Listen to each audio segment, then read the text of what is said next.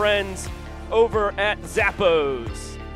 We are looking at a 7:45 p.m. Eastern first pitch here in Louisville Slugger Field. Over 13,000 fans on hand. About 45 minutes delayed, but that means we get a whole lot of bonus Bananas pregame fun. Welcome up into the broadcast booth. Once again, Josh Chalevsky here with Biko Scala, and boy, we are fired up to have the Bananas and Party Animals doing battle here for the first time in a long time. It's the first time that these guys have squared off since June the 8th in Fenway Park. You've got the Party Animals who are coming off a very successful headlining tour in which they went 9-3 against the Firefighters and Banana Ball's developmental team, the Visitors. And on the other side of things, when you talk about the Savannah Bananas, they are playing their best Banana Ball at the moment and currently riding an 8-game winning streak as well. They have a 7-game edge over the Party Animals in the season series, but Louisville could be a big turning point for the Bad Boys in black and pink tonight. We have 24 games left on this tour, so the Party Animals have to rev things up if they would like to catch their arch rivals. Before we can dig any deeper into our young sport or toss things down to the field for some bonus fun, we have to learn the 11 rules of Banana Ball. Let's check them out. The name of the game is Banana Ball, and this is the fastest, most entertaining game in sports. Rule number 1, win the inning, win the point. If you score the most runs in an inning, you get a point. The most points win the game. But in the last inning of Banana Ball, every run counts as a point. Rule number 2, there is a 2-hour time limit. No new inning can start when the clock hits 0. Rule number 3, if you step out of the batter's box, it is a strike. Rule number 4, no bunting. If you bunt, you're thrown out of the game. Rule number 5, batters can steal first. Rule number 6, no walks allowed. It becomes a ball for sprint until every position player touches the ball. Rule number 7, no mound visits. Nope. Rule number 8, if a fan catches a foul ball, it is an out. In Banana Ball, everything's in play, so you better be ready. Rule number 9, the showdown tiebreaker. If the game is tied at the end of 9 innings or when time expires, it is pitcher versus hitter with one fielder, and the hitter has to score. Rule number 10, the Banana Ball challenge rule. You, the fans, have the opportunity to challenge a ruling on the field. Rule number 11, the golden batter rule. A team can send up any batter to hit in any spot in the lineup. This is guaranteeing the best possible matchup at the end of the game when it matters most. These are the official rules of Banana Ball. All right, we have the rules all down. Trust me, we will be updating you folks as you see them all unfold on the field tonight. Now let's talk about how this game has evolved, because we are about to see the 185th Banana Ball game of all time, and it has entered into super speed mode, especially as of late, but across this entire tour. It's very impressive. We've seen our teams averaging 9 innings in less than 2 hours this season, and we're coming off of 2 weekends ago, the Savannah Bananas playing the fastest game in Banana Ball history, finishing 9 innings in 1 hour and 20 minutes against a challenger opponent in the Aussie Drop Bears. And another thing added to that game was DJ the Invader, one of the Bananas relief pitchers who is probably slated to pitch in tonight's ballgame, throwing the fastest inning in Banana Ball history, getting 3 outs on 4 pitches in 47 seconds, breaking the previous fastest inning by 8 seconds. And DJ has the 3rd fastest inning all time at 57 seconds. And all 3 outs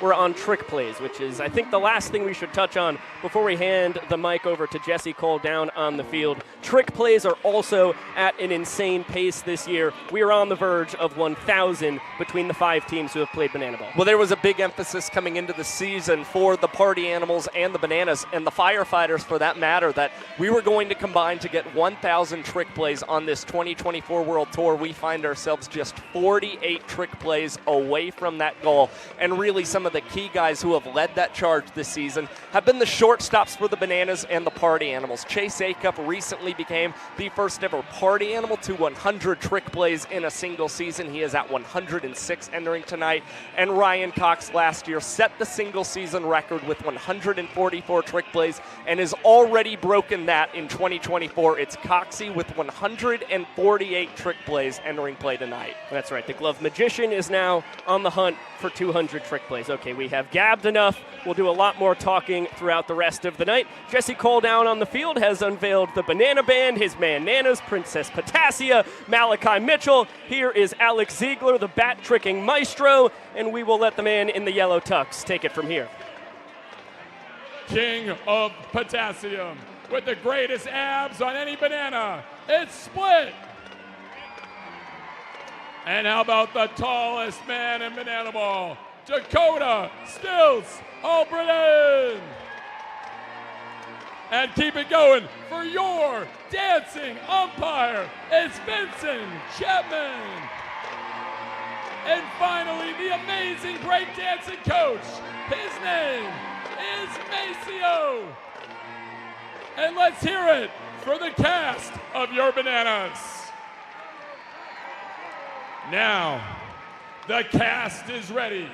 The players are ready. It's now time for you, the fans, to get ready. So I need everyone on your feet. All 13,000 people here on your feet, because it is now time for the fan warm-up. So please welcome to the field 5-year-old Tessa. Here she comes. All right, Tessa, you have a very important job. You got to get all these fans ready to go, rocking and rolling and bringing the electricity. Are you ready? Yeah. All right, Tessa, whatever you do, they're going to do. Here we go. Let's bring it. Oh, yes. Good start, Tessa. Oh, look at them go. Oh, we're swaying. I like it. We're swaying. Keep it going, Tessa. She's bringing it. Here we go. Oh, what? Pulp Fiction? How do you know that move? All right, keep it going. Well done, Tessa. Oh, we're raising the roof. That was 10 years before you. But keep raising, Tessa. Oh, jumping jacks. We know this one. Keep it going, Tessa. You're getting them loose. Oh, we can handle this.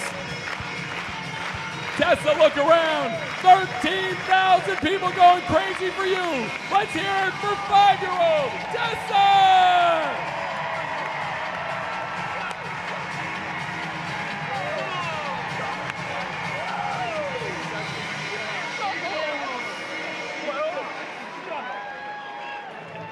Bum, bum. God, and it's JQ.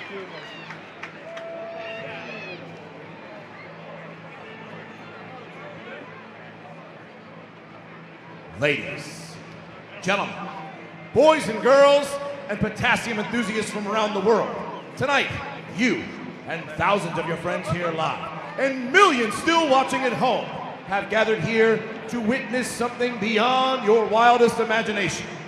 From Montana to Savannah, from the Isle of Man to Tokyo, Japan, the Banana Maniacs come from across the globe to witness this.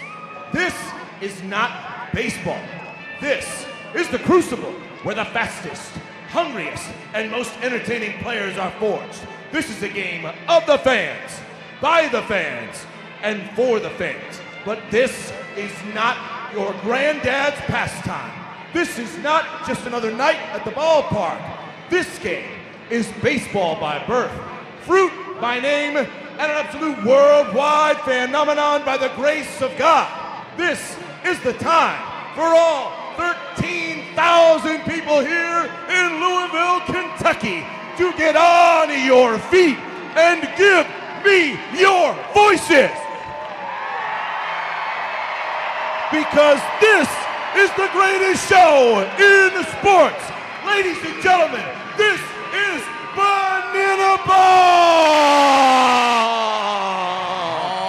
It's time to meet the starting lineup for your Savannah Bananas. Leading off the center fielder, number 5, DR, the Doc Meadow. Batting second, the extra hitter, number 19, Dan Ober. At first base, wearing number 3, Eric Jones. In the cleanup spot, the right fielder, number 2, Reese Superman Alexis. Alexiadis. Batting fifth, the second baseman, number 8. He's our greatest showman, Jackson Olsen. Batting sixth, wearing number 1, the catcher, Bill Leroy. The left fielder, number 15, we call him Rack Robert Anthony Cruz. At third base, number 18, Danny Hosley.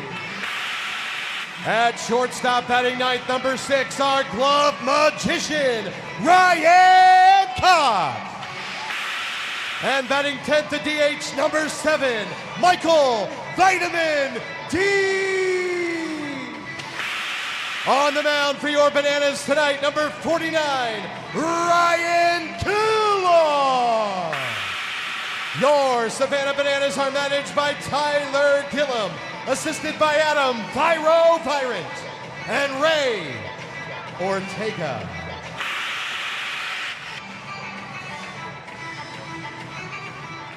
Ladies and gentlemen, please remain standing and remove your hats. Here to honor America with the singing of tonight's national anthem, please welcome Kristen Kay.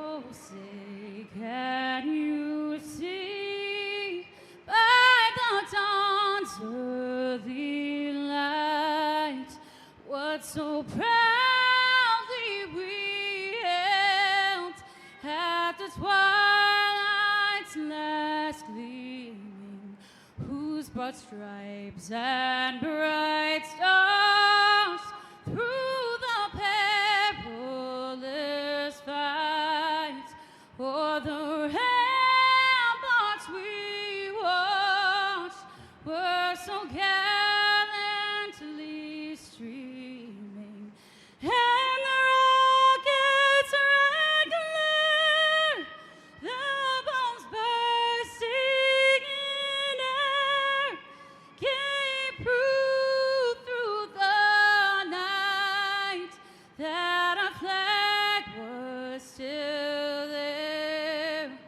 Oh, say does that star-spangled banner yet wave o'er the land of the free and the home of the brave. Ladies and gentlemen, Kristen Kay.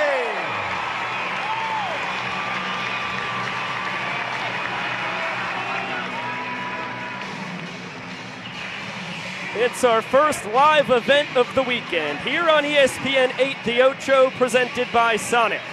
For the first time, the Ocho will expand to 4 days with 54 hours of unique and often obscure sports, including over 21 hours of live content, the most ever, all anchored by Banana Ball in prime time. Tonight, tomorrow on ESPN, and Saturday night back here on ESPN2. You are watching Game 73 of the 2024 Banana Ball World Tour. And it's time we get a look at the Nanners' defensive alignment as they take on the Party Animals for the first time since June 8th when the two teams battled in Fenway Park. The Nanners' outfield left to right is Robert Anthony Cruz, D.R. Meadows, and Reese Alexiadis. In the infield third to first, you see Danny Hosley, Ryan Cox, Jackson Olsen, and Eric Jones Jr. Behind the dish, it's Bill Leroy, and on the bump is Ryan Kellogg. Well, it's Ryan Cox, the glove magician, pacing all players on the 2024 World Tour with his 148 trick plays. He is 3 trick plays away from reaching 300 in his career tonight, and you can't overlook D.R. Meadows in center field, close to becoming the first outfielder to 60 trick plays in a season. We now zoom in on Banana Land's Big Maple. Ryan Kellogg, 6 feet tall, 6 inches, out of Whitby, Ontario, with 7 years of minor league baseball experience, all in the Chicago Cubs organization. Made it up to AAA with the Chicago Cubs organization. He has a 3-4 record this season for the Bananas and earned the win the last time he took the mound. The scouting report on Ryan Kellogg, he's a very consistent strike thrower. He's only allowed sprints to 4.1% of batters this season, and he's striking out 10.5% of the batters he's faced.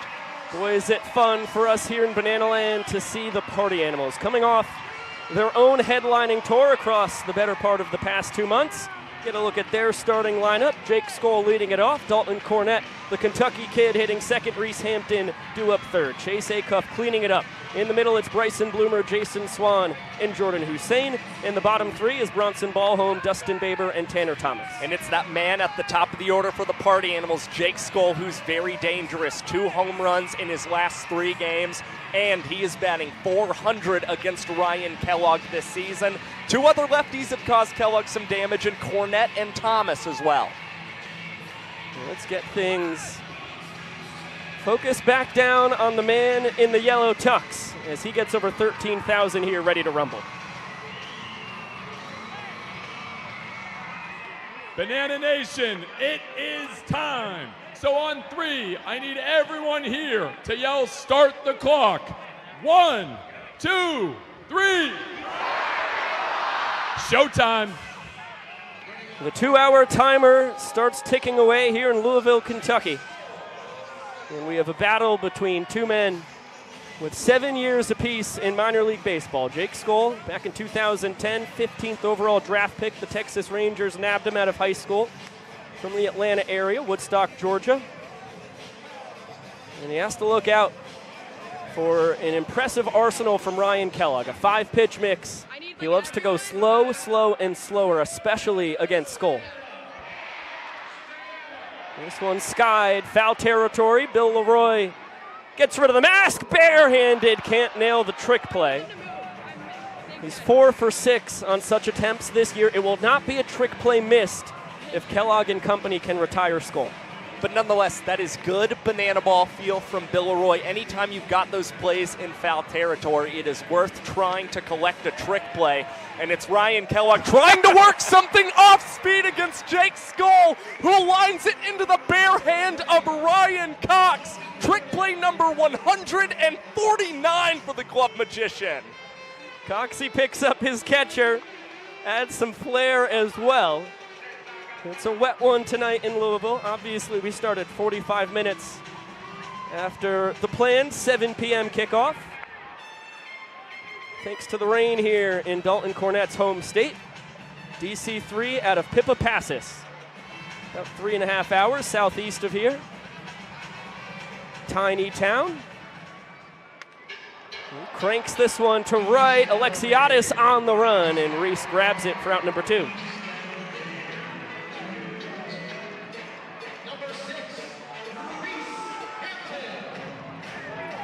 Now the switch-hitting center fielder, Reese Hampton, steps in. His 3rd Banana Ball World Tour, 2nd with the Party Animals.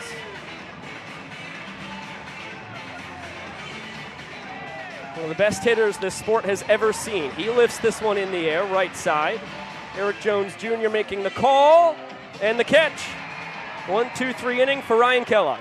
Efficient work for Ryan Kellogg, 9 pitches out on the mound, and he records 3 outs in 2 minutes and 3 seconds for the Bananas, the start they were hoping to see. Takes care of 3 incredible Party Animals hitters. Let's take a look at the defensive alignment for the bad boys of Banana Land.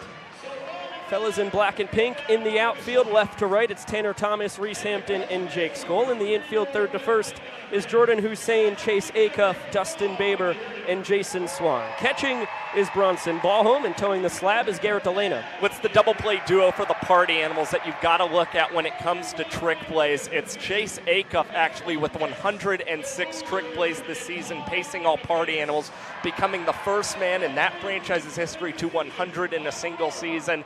And for Dustin Baber, led all Party Animals last year with 93, is slowly creeping toward that total here again in 2024.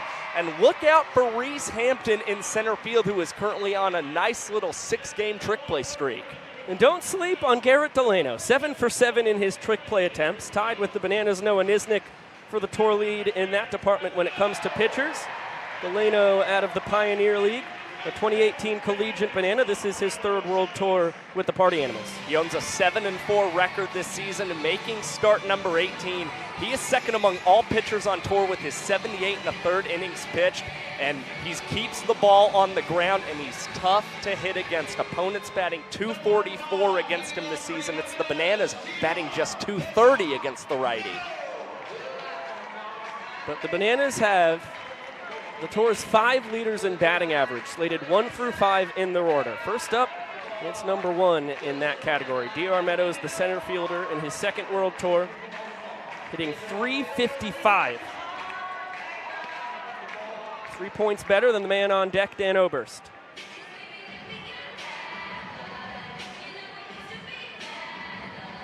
The doctor, a star here in Banana Land. Finished his collegiate career with 3 years at Columbus State. Won a Pettit Cup with the Nanners in 2022. And sees 4 straight bad ones from Delano. Does not test the Party Animal sprint defense. Wise decision. They get it to all 7 fielders behind the pitcher and catcher in short order. Well, Garrett Delano so good at painting the corners on the mound for the Party Animals. Really didn't have much close there against D.R. Meadows. And because he fell behind 3-0, it put those Party Animals outfielders in prime position to start to shade in towards that infield and have effective sprint defense to hold Meadows to just 1 base there. DR just grabbed his 24th ball force sprint to lead the team. He's only struck out 5 times. And his 5th K came last weekend against former Atlanta Brave great Chris Medlin, pitching for the Aussie Drop Bears out of the land down under. Now sitting in the box is Delano's best friend, sparring partner in jiu-jitsu. There's one at second. Baber goes between the legs. I think even if he did not go for the trick, he did not have a chance to get the Nanners' extra hitter, who runs quite well. For a primary first baseman, we saw Dan Oberst last season with 40 stolen bases for the Bananas, and still, good job by the Party Animals getting the force out. D.R. Meadows, a very, very quick man for this ball club. And Delano checks on Oberst. Swan can't scoop it. Dan gets an extra 90 feet on the first error on the tour for Garrett Delano. Remember, in Banana Ball, every inning is a game within itself. It's match-style play, so if you win an inning, you get a point. In the last inning of the game, every run counts as a point. In all 60 games the Bananas have played this year, we've made it to the 9th inning, within the parameters of the 2-hour time limit. And here's Eric Jones Jr., the former Mariners and Twins minor leaguer, pacing the tour with 9 home runs. He led last year's tour with 12. Because the ball force sprint is so devastating for a pitcher, Delano's 2 balls away from losing this inning. Make it 1 ball. Oberst will score easily from second if Delano allows the sprint here to Jones.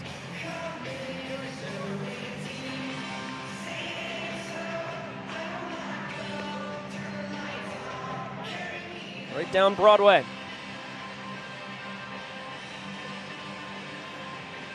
But that one misses up. EJ grabs his 23rd walk-off of the tour. And just like that, the Nanners lead 1 point to zilch.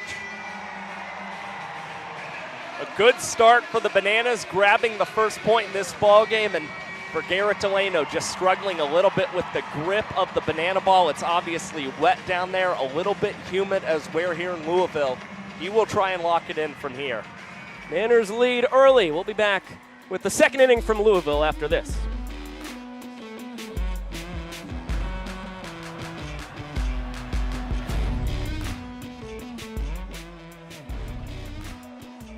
Hello, YouTube. I'm going to assume that we're at commercial break here on ESPN2, rebranded to ESPN 8 The Ocho for the weekend. Boy, is it great to be back after a weekend off. I missed you all dearly. I was up in Meredith, New Hampshire. Big family reunion. Haven't gotten to go to since 2019. Super special. Saw cousins who were going into college. They're already graduated. That's what happens when you miss a family reunion for 4 years. I was still in Savannah, if anybody was asking. Everyone was. The comment section's going crazy. Wondering, where was Josh this time when you abandoned him for the Granite State?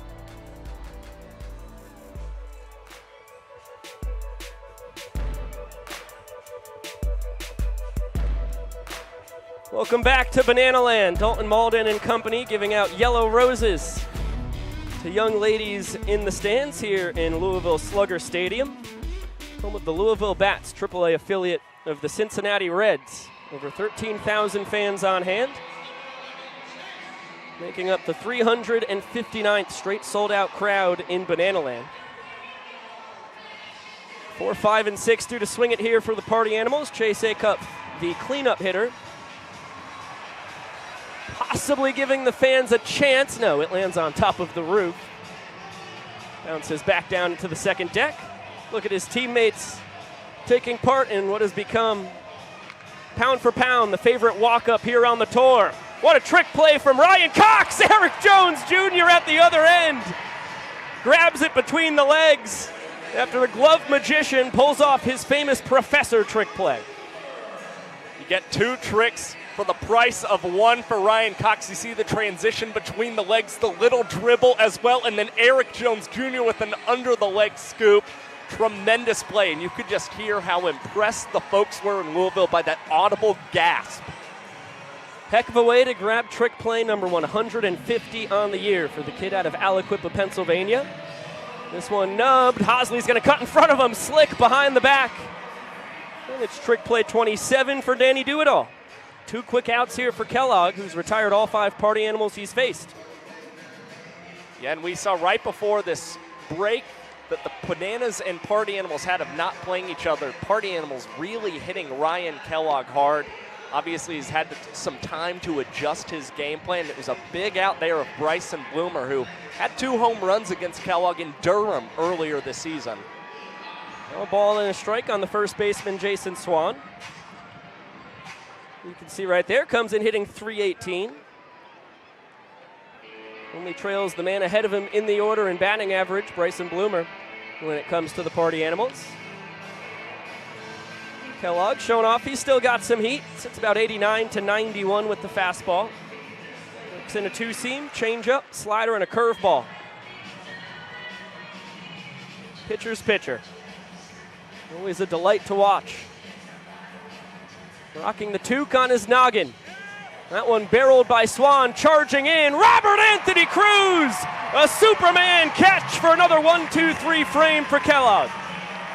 One of the finest defensive innings we are going to see in tonight's ball game. You get 3 trick plays from the Savannah Bananas and then a beautiful grab in left field by Robert Anthony Cruz. This play is going to be challenged. I don't know if it was the Party Animals or the fans that initiated this challenge. I'm going to guess it was the boys in pink. In Banana Ball, both teams, as well as the fans, get 1 challenge every game. And boy, upon first look, it seems like he grabbed it. Another great angle. That's a catch. That's a catch. That's a catch. Call stands.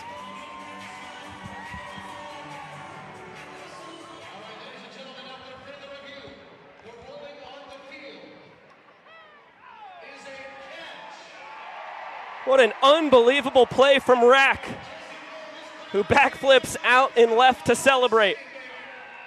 And a bow to the over 13,000 fans on hand. Niners have a chance to double their lead in points after this.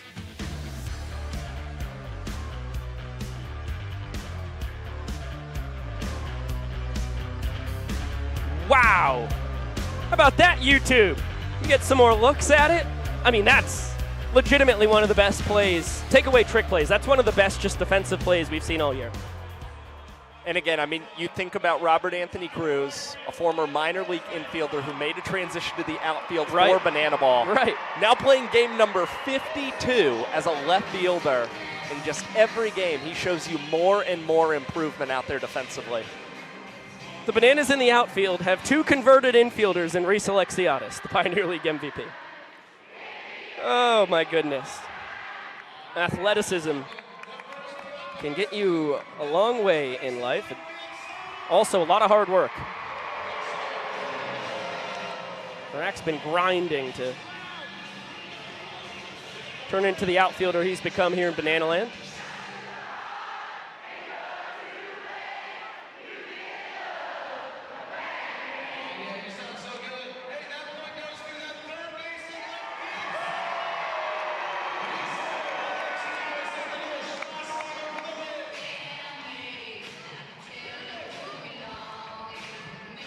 Welcome back to Banana Land. Reese Alexiadis with a monster hack behind 0-2. Meat of the order here for the Nanners, 4, 5, and 6 against Garrett Delano. Alexiadis out of Manhattan Beach, California, on his first world tour. That's a beautiful swinging bunt. Jordan Hussein didn't have a chance in the world to get him, even if he fielded that barehanded attempt cleanly. Bunts are illegal in banana ball. Swinging bunts are kosher. And with Reese Alexiadis and his speed, you had a good feeling that that might be an infield single for a man with 29 stolen bases last season in the Pioneer League. So far, 9 for 10 in his attempts at swiping bags here as a banana. That, of course, was a part of his 2023 Pioneer League MVP campaign, his third and final year with the Ogden Raptors. Led the league in homers, walks, and extra base hits. Ball and a strike here on Jackson Olsen, the Nanners' second baseman, social media superstar. He's having a phenomenal second tour. You see that .337 batting average at the bottom of your screen. That is third best overall. Check that fourth best behind Meadows, Oberst, and Jones Jr. And in his last game 2 weekends ago, we saw Olsen wallop his first home run of 2024. He's batted .417 since the start of June, and that mark only goes higher as Olsen dunks this one into right field in the Bananas with runners on the corners and still nobody out in the second, gunning towards a second straight point in the ballgame. This Bananas lineup is so deep here in 2024 after the Party Animals stole the tour from them a year ago, winning the final 9 games in succession, culminating with a fantastic finale at Doubleday Field in Cooperstown, New York. The Nanners are retooled. This is a guy who's been here since the summer of 2018 when Garrett Delano was his teammate. This is now year 7 for Bill Leroy. And it's the best year he's had offensively. He's not getting cheated on a lot of swings. You see that there. He's hitting .319 and leading the tour with his .440 on base percentage. That's always been the strength of Bill Leroy's game. Just able to get on base any way it takes, whether it's a sprint, a steal, a first base. And recently, 5 of his last 9 hits have gone for doubles. This one chopped to Acuff. Alexiadis coming home. Perfect throw. Ball home with the tag. And making sure that he got Alexiadis, who never even was able to touch home. Inning-saving play by the Party Animals shortstop on a wet night here in Louisville, where he made it look a lot easier than it was. Well, the Party Animals had shifted the infield just a tad, knowing that the play was at home. It was a really professional play by Chase Acuff, opting for no tricks there, just making sure that the Party Animals try not to allow the Bananas to claim a second straight point. This is where it just seems like the Bananas offense is unfair this year. In the 7-hole, you have Robert Anthony Cruz, former Washington Nationals minor leaguer. He's been tremendous in his rookie banana ball campaign. Fooled on a nasty changeup there from Delano.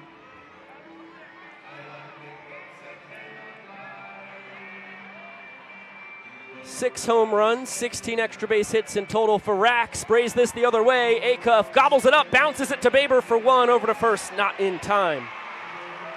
Rack beats the wrap, but a big second out for the Animals. And it comes with a trick play as well. Chase Acuff able to get that out at second base by giving a little bounce pass feed to Dustin Baber at the bag. And the speed of Robert Anthony Cruz only turns that into a fielder's choice, as now the inning is in the hands of the Bananas third baseman, Danny Hosley. Inning-winning run once again 90 feet away. Rack's going to grab a free base at second. Party Animals don't even bother covering. He's not the man who matters. Olsen on third is. last year's World Tour leader in walk-offs at the dish. Hosley had 28 inning enders a year ago. 5 so far here in his second Banana Ball World Tour.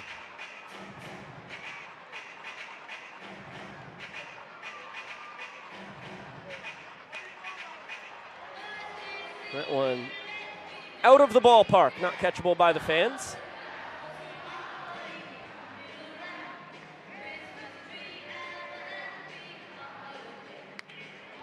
Back up the middle, walk off Danny Hosley.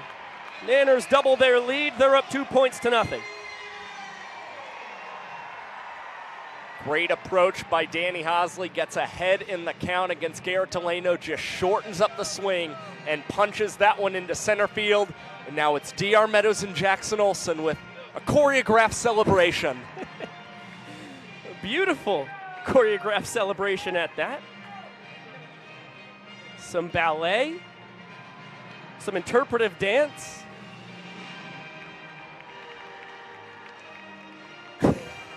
And I think a little special sauce for TikTok as well.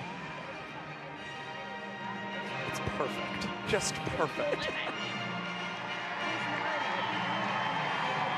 It is a contemporary Olympic duet. As we celebrate the 33rd Olympic Games in Paris. The boys in yellow are up 2-0.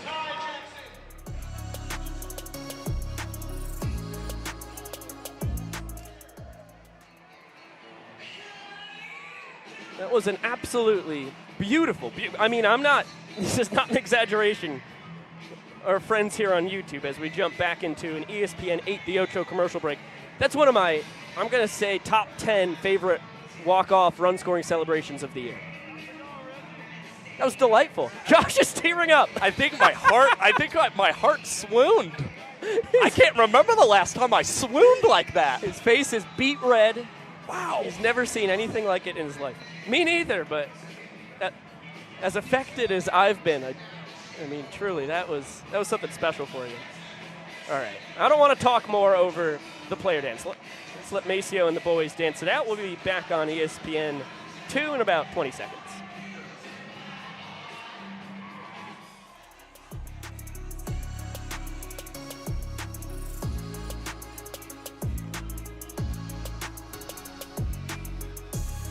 Bananas dancing first base coach Maceo Harrison and Noah Isnick, Malachi Mitchell, KJ Jackson, and Ty Jackson. All dancing us to the third inning. Just one of the staples of Banana Land right there. You know, you show up to a game, you're going to get one of those signature player dances. And normally, as we go from the second to the third, pretty rare that gets moved around. It's been going on long before Banana Ball existed. The Savannah Bananas were a collegiate summer baseball team in the Coastal Plain League, starting back in 2016. Took over Grayson Stadium from the Savannah Sand Gnats, New York Mets single-A affiliate at the time, as Jordan Hussein gets himself a 2-0 count. Ryan Kellogg out for a third inning of work. That ball cracked out to left center field. Meadows gets it on a hop, but the deflection off the glove is going to give the speedy Hussein plenty of time to nab his fourth two-bagger of the tour.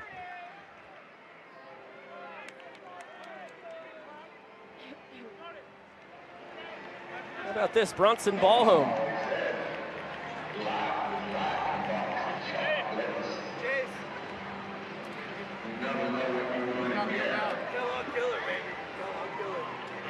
And some Forrest Gump-inspired poetry coming up to the dish. Passes box of chocolates off to Vincent Chapman, who I know is thrilled to get some sweet treats. He's putting them down. Bill Leroy grabs one as well. And Ballhome, our resident Forrest Gump switch-hitting catcher, fouls one off right side. That one caught! Beautiful barehanded snag by a fellow in the second deck. And Forrest Gump is going to run all the way out of the stadium. Run, Forrest, run. There goes Ballhome.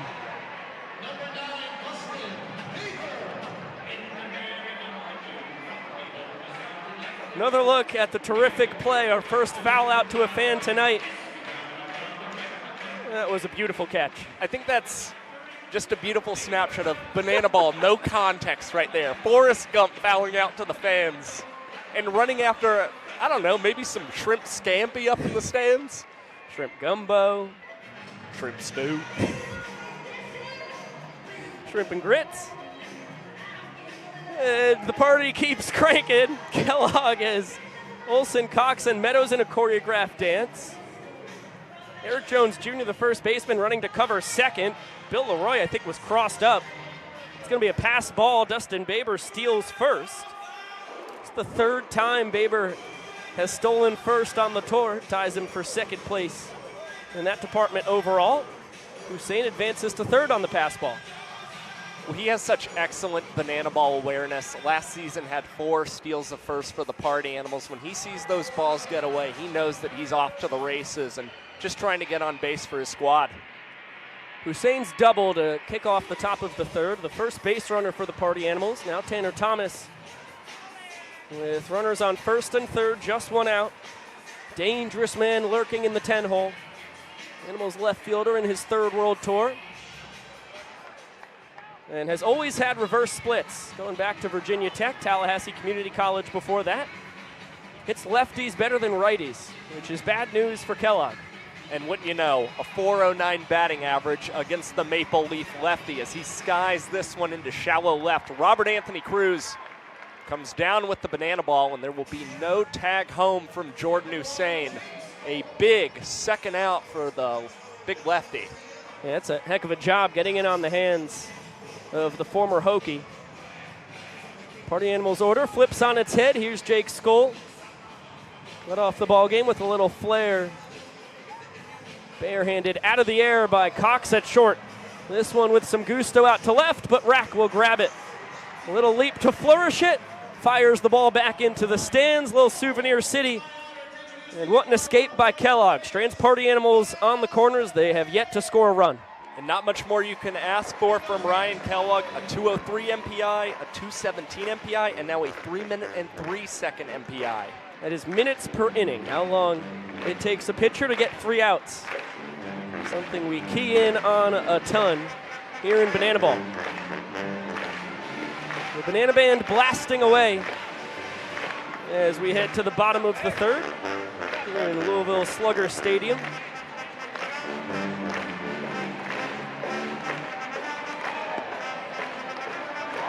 Bananas have walked off the first and second innings. Reminder that every inning in Banana Ball is a game within itself. So with Kellogg putting up 3 goose eggs, he now gives his offense a third straight opportunity to earn a point by just scoring 1 run in the bottom half of a frame.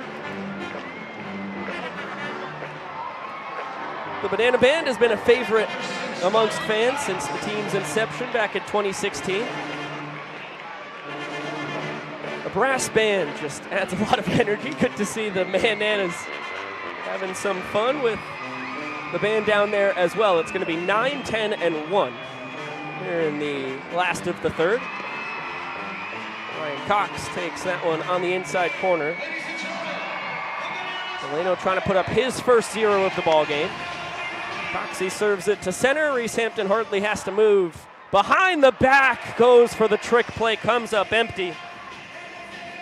Hampton with 30 trick plays on the tour, second most amongst outfielders. That's a costly miss, though. You can see a little bit of disappointment for Reese Hampton, who's been so good as of late at collecting those. And you see Jess squeeze that mitt a little too early before the banana ball reached him. And the Bananas will pinch run Ryan Cox with their designated runner tonight, Malachi Mitchell. Flash the kid. Michael Deeb in the 10-hole. World Tour leader in walk-offs, has ended 27 innings with a party for the Bananas. The designated runner in Banana Ball is a guy on each team who can pinch run 1 time every trip through the order. So since Malachi Mitchell, son of Dennis Mitchell, former Olympic gold medalist for the United States in the mid-90s, Unbelievable 6'1", 60 type speed over at first. Just puts that much more pressure on the Party Animals. And you're seeing it right there from Bronson Ballholm, that one going away from Michael Deeb, the left-hander, and it was Ballholm digging that one out of the dirt and immediately jumping up as it flashed the kid was going to be running there. Yeah, that was the nasty changeup on 1 and 2. Goes to the 2-seam on 2-2, misses. Now a payoff pitch to Deeb. Flash takes off.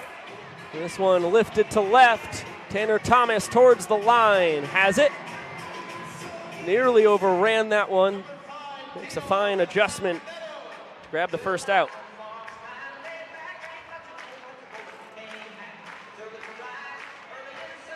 To the top of the order we go, D.R. Meadows.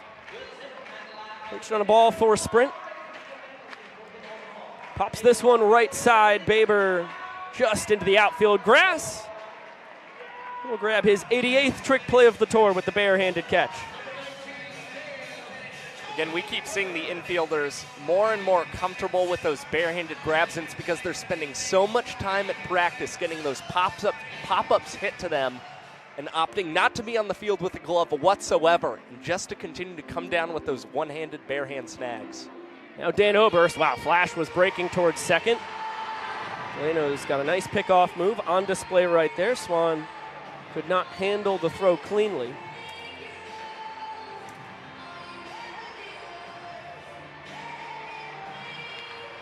That ball barreled deep out to left center field, but Hampton will mosey over behind the back. Are you kidding me? What a huge moment to pull off the trick play for Reese Hampton. A ridiculously gutsy trick play from the Party Animal center fielder after starting the inning with the missed trick play. That one possibly leading to a third straight point. It's Hampton coming up with a sensational grab behind the back. You can see Delano, look on his face, said, boy, I was ready to blow up. But Reese nailed it, so all is okay. Let's get it down to Jesse Cole for the Noodle Olympics. Okay, all right, this is happening. This is the Noodle Olympics. Keating, you have to throw this noodle as far as possible. We know you are acclaimed at this. Here we go. On your mark, get set. It looks like a hit down here. We're at 3 feet. Next competitor, straight here from Louisville. Please welcome 30-year-old Jeff. Here he comes. All right, we got to see a big throw. Oh, all right, this is what the Noodle Olympics is. Here we go. This is getting weird. Now give us your best throw. All right, here he comes, the windup. All right, not bad. We have a new winner right here. And finally, our biggest competitor. Please welcome 72-year-old Joan. Here she comes. Look at this. She's known all around the country for her throwing. What are you doing, Joan? Oh, gotta take the cardigan off. All right, what is happening? Okay, and she's got a jersey on. Here we go. Oh, what is, all right. Look at this showmanship coming. Here we go, Jane. Let's give it your best throw. All right, here we go. Oh, and it's not even close. Our winner in a landslide, 72-year-old Jane.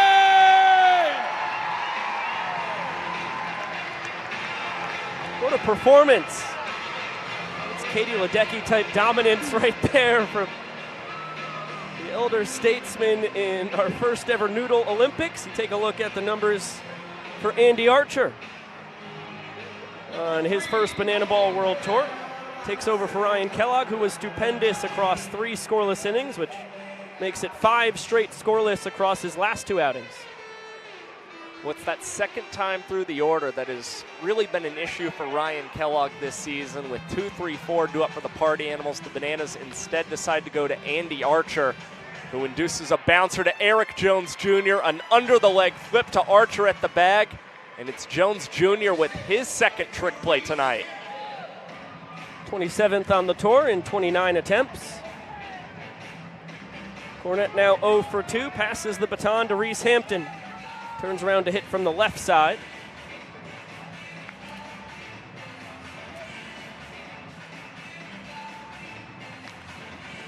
And rolls it over to second. Jackson Olsen fires it between the legs.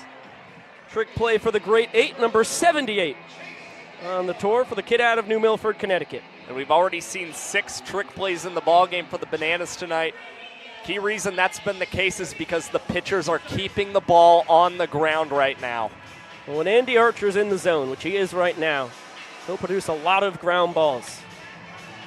2-seam, 4-seam, cut fastball, a split change, and now Eric Jones Jr. thinking about attempting his 3rd trick play of the game.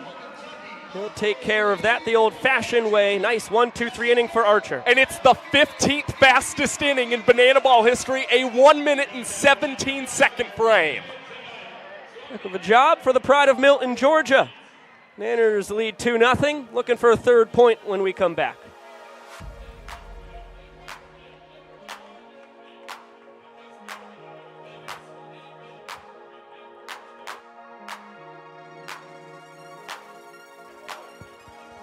And YouTube, we get a little hey baby action here from the Ville. Falls City, also known as the Derby City, the gateway to the South, Bourbon City, which I found out last night at the Louisville Slugger Museum. It was news to me that they had a distillery on site. Heck of a time. I highly, highly recommend it. First of all, I recommend coming to Louisville just because it's awesome. You can take a look at Indiana, cross the Ohio River. That's fun. But it is just a delightful, delightful time. Great food last night. Louisville Slugger Museum is a bucket list spot. You got to go. Wonderful people. The staff couldn't have been any better. And I mean, the Bat Factory tour is always so cool to go and see, learning about the billets, learning about how particular some guys are with their bats. It's a treat. They get all their lumber from a forest, northern Pennsylvania, close to the New York border. They say that's the best trees in the world for baseball bats, and I'm taking them at their word for it. I mean, they've got to be powerized.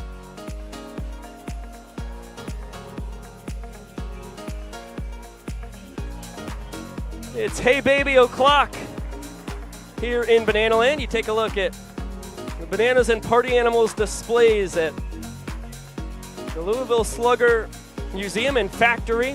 What a treat we had. Hey, look at that guy. I know him. Fired up. Checking out their bat lab. Really special evening for us last night. We can't thank the folks over at Louisville Slugger enough. Just telling the people watching on YouTube who we get to chat with. Well, we're in commercial breaks here on ESPN 8 The Ocho. It's bucket list. One, in general, you got to check out Louisville. And when you come to the Ville, you have to check out the Louisville Slugger Museum and Factory. The factory tour is one of the coolest things I've ever gotten to do in my life. Bottom of the 4th inning, 1-1 count here on Eric Jones Jr. Meat of the order here for the Nanners, 3, 4, and 5. Alexiadis on deck, Olsen in the hole. Delano once again with no support from his offense, so he's got to put up a 0 to hold the line at a 2-point deficit. How about the balance skills? We just cut away from her behind home plate. There's a woman balancing a basket on her head walking down the stairs. There she is. It looks like she's hawking some kind of sweet treats. Fascinating. Only in Louisville. Chance for the fans to make a play. They've already snagged one tonight. This one lands harmlessly. Folks in the first level hoping that it would fall down to them. Another 2-2 here to EJ. That's a heck of a take. Cutter misses, just a pinch down and out.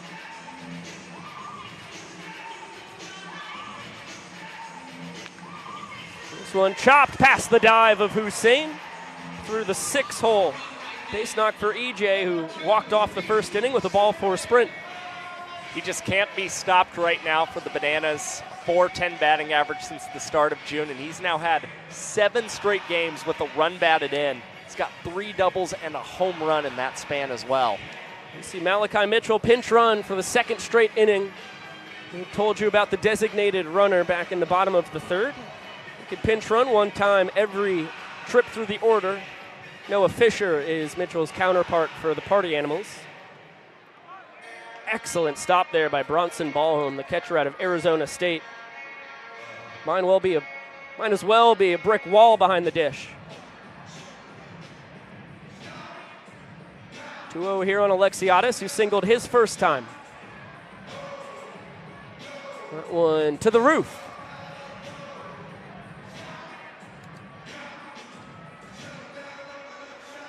You cannot catch a foul ball for an out on a ricochet. So as soon as a foul ball hits a roof, a net, anything that's not somebody's hands or a glove, the hitter is safe for the time being. That ball is stroked into left. Alexiadis 2 for 2 on the night. A swinging bunt his first time. That one was a screamer. It's his first time batting cleanup since May 24th in Columbus, Ohio. Key reason the Bananas gave him a little bit of a bump up in the order. He's batting .294 against Garrett Delano this season. Here's Jackson Olsen, a line drive single to right his first time. Jammed on this one. Acuff will grab it for an important first out for Delano and company.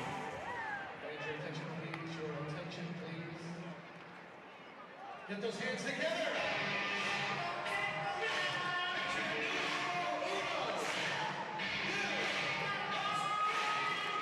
Now one of the twin princes of Banana Land. You can see the full capacity crowd here in the Derby City. All getting their hands together for Bill Leroy,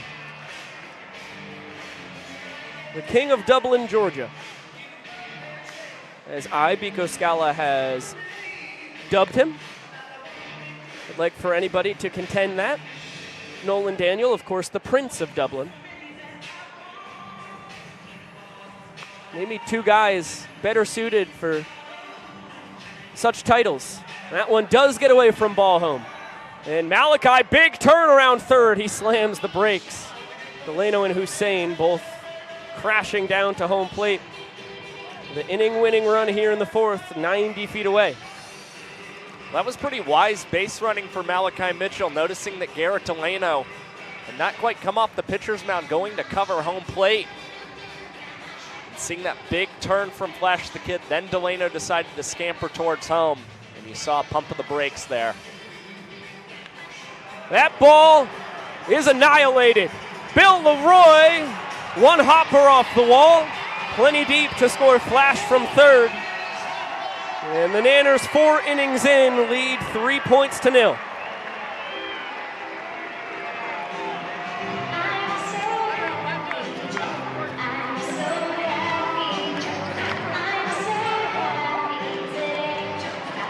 Little I'm So Happy dance led by Flash.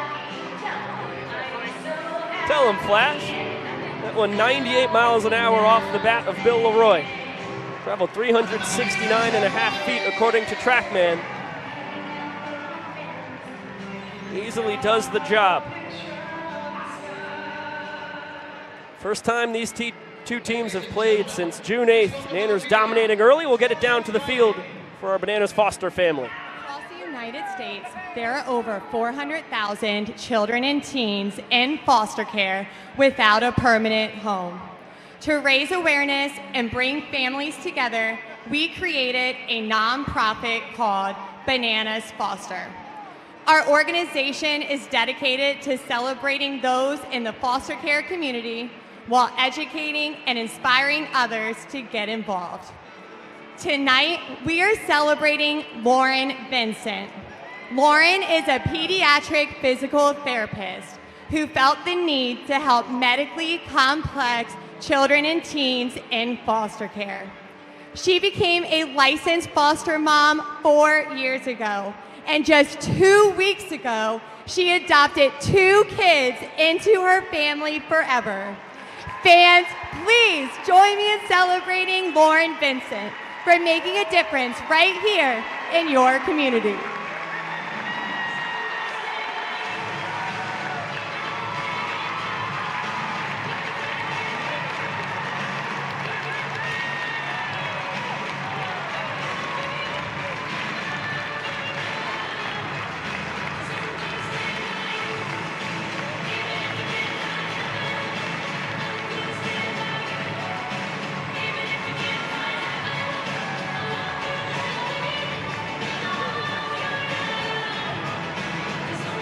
Ladies and gentlemen, one more time for our Bananas Foster family of the night.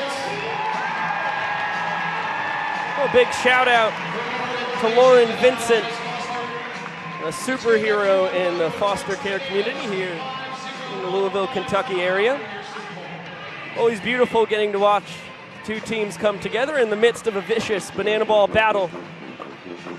We can both share the love for our superheroes in the foster care community. Another one of those special traditions that fans get to be a part of each and every banana ball game. And of course, foster parenting very close to Jesse and Emily Coleshart's as their foster parents themselves. Look at Andy Archer getting loose for his second inning of work. Got through the top of the fourth in just a minute and 17 seconds. 15th fastest inning we've ever seen in banana ball history here in game 185 ever played in front of fans. A very impressive mark for the banana ball rookie, but not even the fastest inning he's ever thrown in his career. As we saw in Durham this year, it was Archer who threw a 1 minute and 1 second inning. Stands as the fourth fastest inning in banana ball history. 5, 6, and 7 due to swing it for the Party Animals. Nice frame by Bill on a bouncer in there. Look good if we were playing by cricket rules here. That's a look at the split changeup from Archer. He does not throw a traditional breaking ball. 3 different fastballs. Talked about it when he was out there in the fourth. 4-seam, 2-seam cutter, and then a split change is his only off-speed. And not only did he throw the split change on 1-0, but shortened up his delivery just a tad to throw off the timing of Bryson Bloomer. You're seeing it here again with the double leg kick. But that one misses down in the dirt, and the count is run full. It worked well for him at Georgia Tech and the University of Hawaii. Nice take there by Bloomer. That one a hair below the knees. Bryson is going to stay put at first base. Out of Lexington, Kentucky, getting to play banana ball in his home state for the first time. Legendary collegiate banana, 2021 and 2022 Pettit Cup champion. Has a 3-run homer in the decisive Game 3 in 2021 against the Morehead City Marlins that we're still waiting to land. Grayson Stadium lost its mind. Bill can't grab that heater. That one, I'd wager, is a wild pitch on Archer. Bloomer gets another 90 feet. Had to have surgery this past offseason to repair a right hip labrum impingement that he played through all last tour. He played in every one of the 69 games the Party Animals had. Led the tour in RBIs.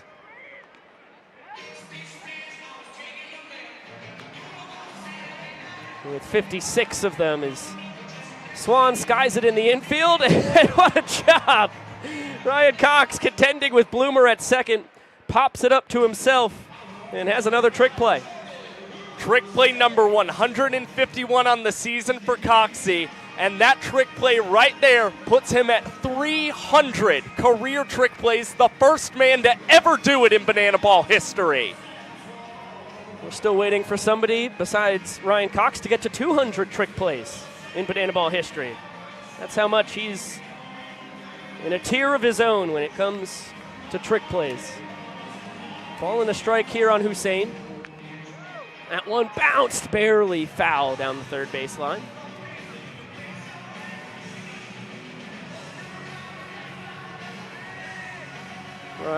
Brandon Lawson, third base umpire, making the call there. Umpiring his first career banana ball game.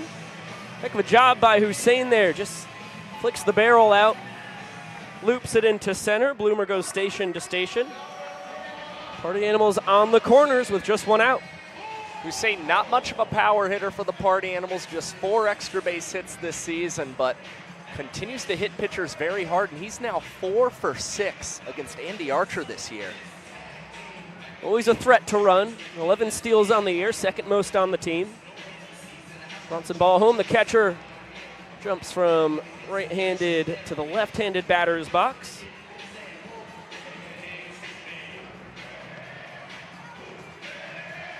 Can't catch up to the gas. 1-1. Ballholm, born in Arizona, moved to LA when he was in 6th grade.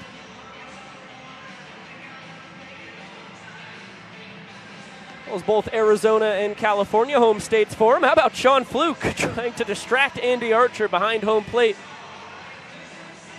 with the old-fashioned flashing technique. Did not work on the 2-1 offering.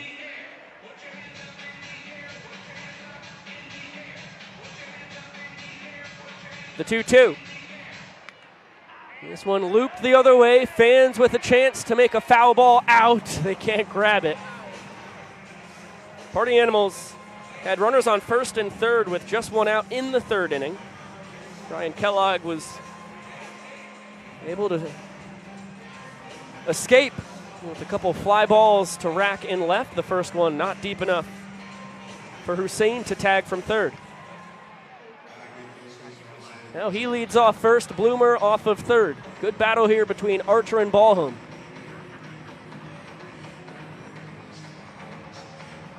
You've got Leroy behind the dish, looking like he wants to set up and double down on the inside corner. Archer misses high there. And in the meanwhile, Jordan Hussein moves up and swipes second base. Now 2 men in scoring position for the Animals and another full count pitch. Looped foul. What a job by Ballholm to protect the dish. Fans can't make the catch.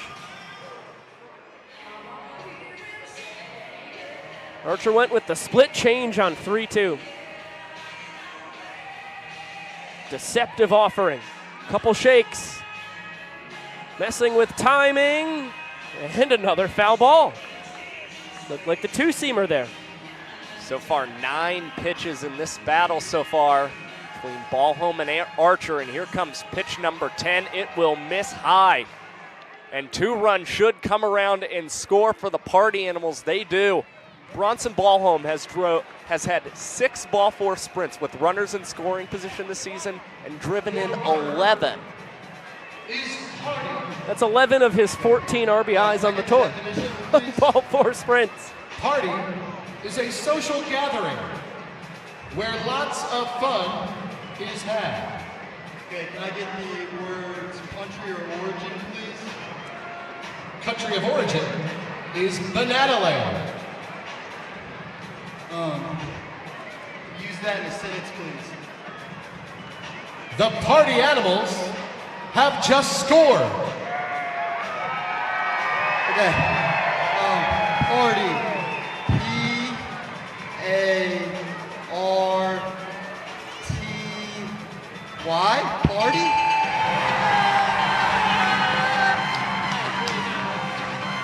Bryson Bloomer shows off the elite education you get at Lincoln Trail Community College in JUCO, and then Murray State University after that. Somewhere along his journey, he learned how to spell party. Impressive.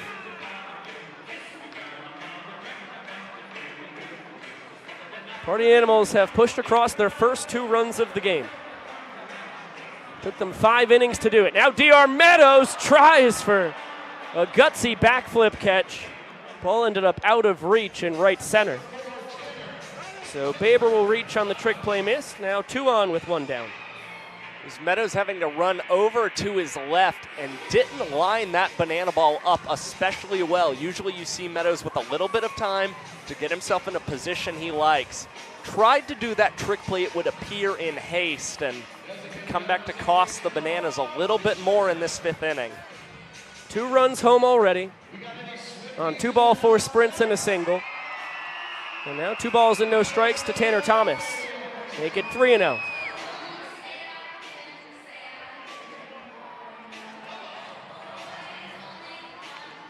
He's hacking.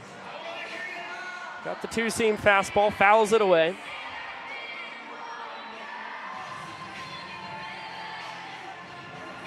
Thomas, a 2018-2019 collegiate banana.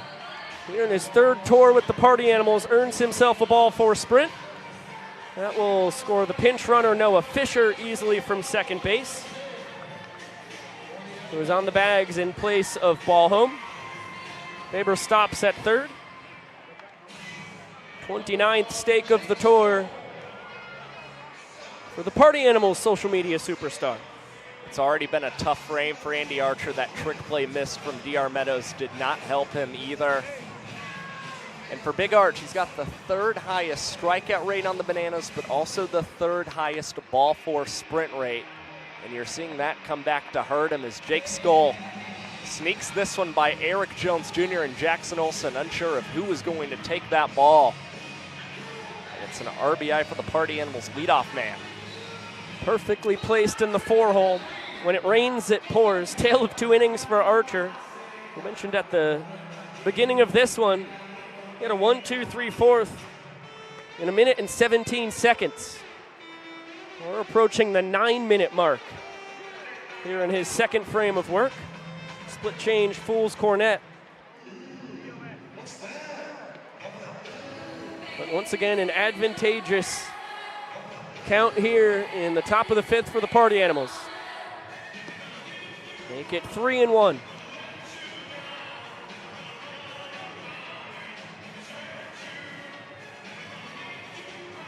And that's another ball for sprint. Archer struggling with his control.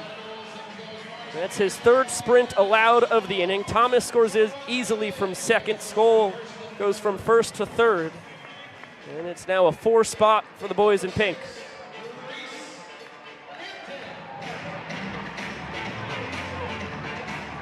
And that grabs RBI number 41 after Skoll just notched his tour-leading 54th run driven in. On the single, the batter before him. Reese Hampton, the 9th Party Animal to swing it here in the 5th inning. Fooled by the changeup.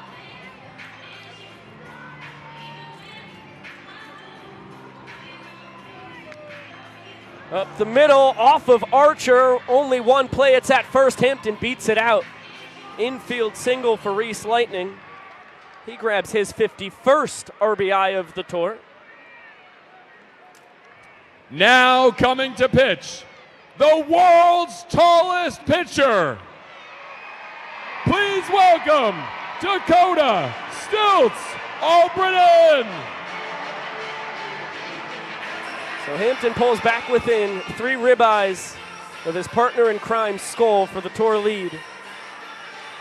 And with the Party Animals batting around, Tyler Gillum, Adam Virant and company, they're going to make a call to the bullpen.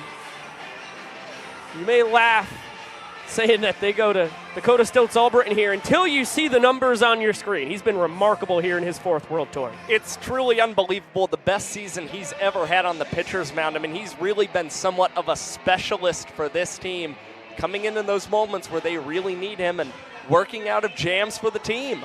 And you see why. Hosley steps on 3rd for 1 across the diamond in time. A 5-3 double play. Stilts only needs 1 pitch to get the Nanners out of the jam. Absolutely ridiculous stuff yet again for Dakota Stilts Albritton. Induces the soft contact, and that earned run average continues to creep closer and closer to 1 on the season.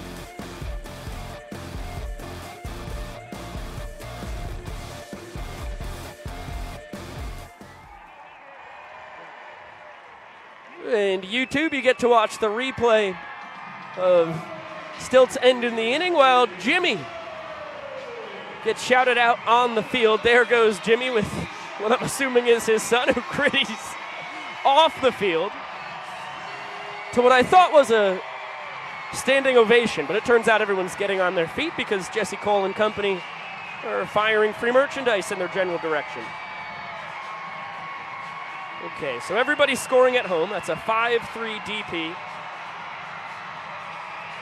Bloomer led off the 5th. He'll lead off the 6th.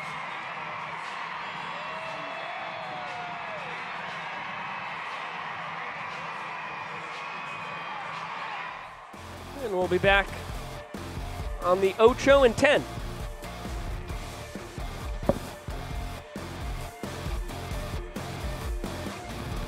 Welcome back to Louisville, Kentucky.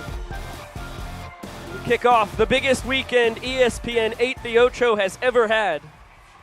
54 unabridged hours of unique and often obscure sports, with banana ball being the crown jewel for the second straight year.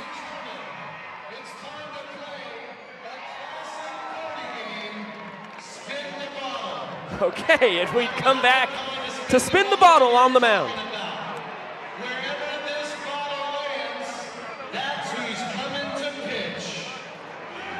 I thought Delano was going to have to kiss one of his infielders. It turns out Jason Swan's going to get to pitch as the bottle faces him, warms up the old wing, and the Jacksonville, Florida kid fires one up and out to Robert Anthony Cruz. So looks like this is going to be a one-pitch deal. Delano is going to get to take back over here in his 5th inning of work. Healthy cut from Rack. Fouled straight back. Let's spin the bottle again. Baber. He's had his fair share of trick pitches across his 2+ years of banana ball. And it turns out they're just going to stick with Babes. That ball struck well, deep to right. Skoll at the wall. Nice leaping catch for out number 1. Successful round of spin the bottle for the Party Animals. Well, I'm sure for a split second, Dustin Baber had a little bit of a panic thinking he had given up another home run to Robert Anthony Cruz. But it's a great play out in right field by the former number 15 overall draft pick of the Texas Rangers, Jake Skoll. Baber's sticking on the mound, facing off against the Bananas two-way superstar, Danny Hosley, former John Olerud Award finalist. Flicks this one foul, fans with a chance to make a catch. They come up empty.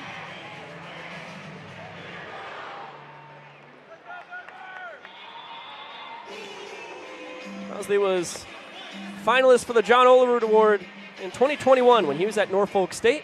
Garrett Delano was a finalist as well when he was at Mercer. Spent the first 4 innings pitching. Now he's at second.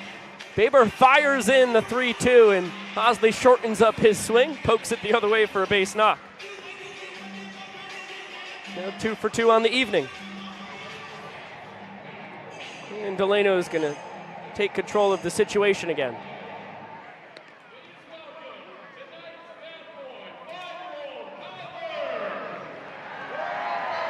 Jesse Cole announcing that the Bat Boy is making his first appearance tonight.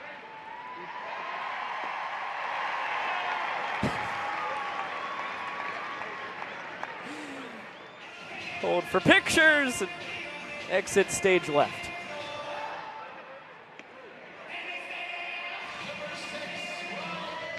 Two-seamer in there for strike 1. Quick pitch there from Delano.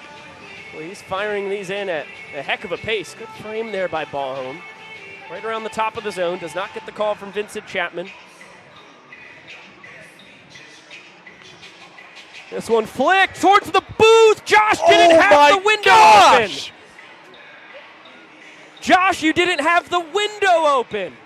You've got to be kidding me. The one opportunity I've ever had in life. This one back to Delano, spikes it over to first. Hosley back in time. Tommy Gordon, first base umpire, says Swan was off the bag. Josh, this is my 5th year broadcasting for the Savannah Bananas. I've never seen an opportunity like that. That would have been in the broadcast booth if you had your window open. Mine's wide open. I was ready to rumble. Dude, I'm about to lose so much sleep over this tonight. I'm just letting you know right now, I'm so disappointed. You can never have the window closed again. It's I cannot believe this. 2-1 on Deeb.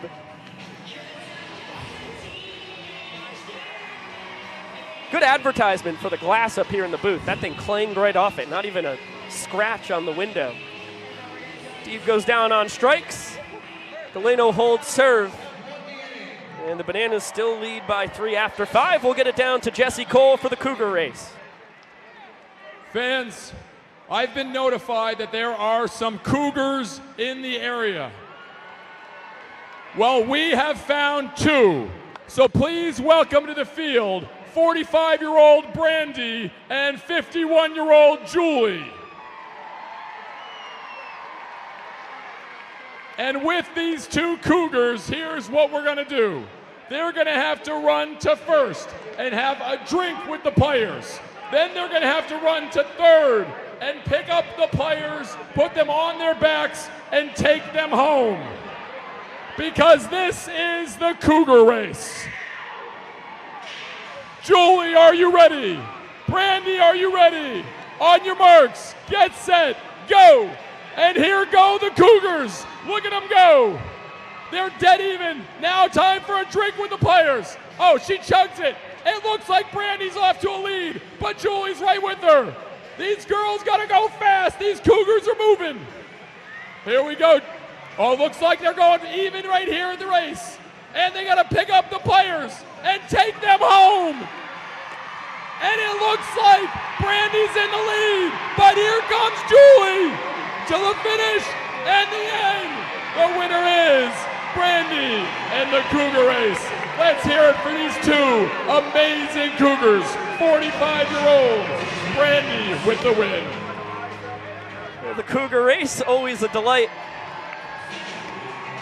As we head to the 6th inning here in Louisville Slugger Stadium, Correll Prime takes over on the bump for the Bananas for his first career pitching appearance in yellow. Correll Prime started out on Banana Ball's developmental team. The Visitors has moved over to this team.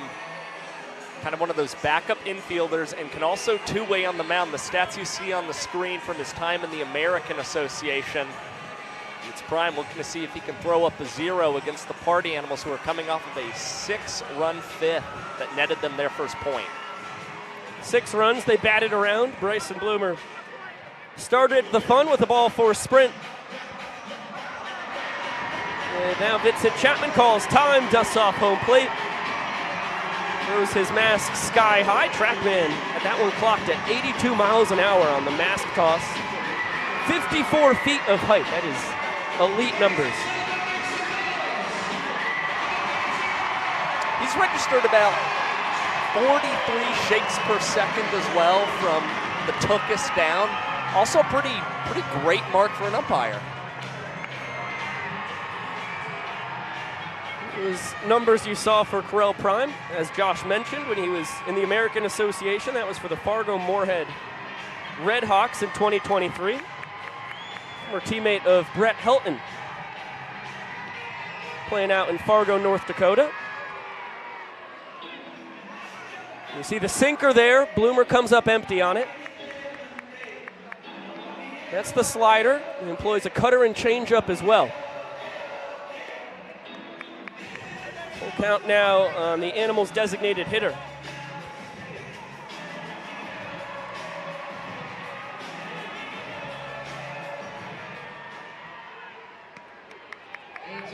Fires that one high. Bloomer grabs his second sprint in as many innings, and he's going to take advantage of poor ball for sprint defense by the Bananas. They got to have all 7 fielders behind the pitcher and catcher touch the ball before it's live. Leroy sailed it over Cox at short. Tometoes in center being the first of those 7 to touch the ball. So the Bananas had to toss that thing around in short order in an untraditional fashion. Able to hold Bloomer to 2 bases. Could have been worse. I think Bloomer already knew he was kind of ahead of the game, able to get 2 bases because Bill Leroy was bobbling that ball, fielding it out of his mitt.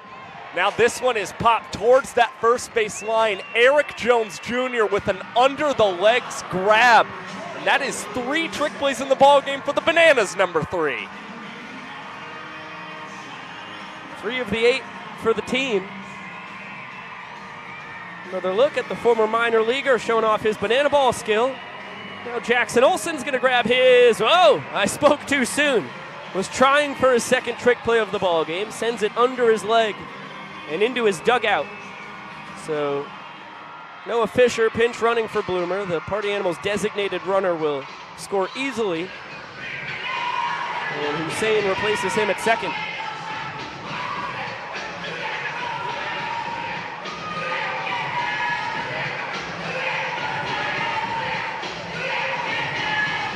Taj Porter taking center stage. Shout out to Major Payne. Big finish.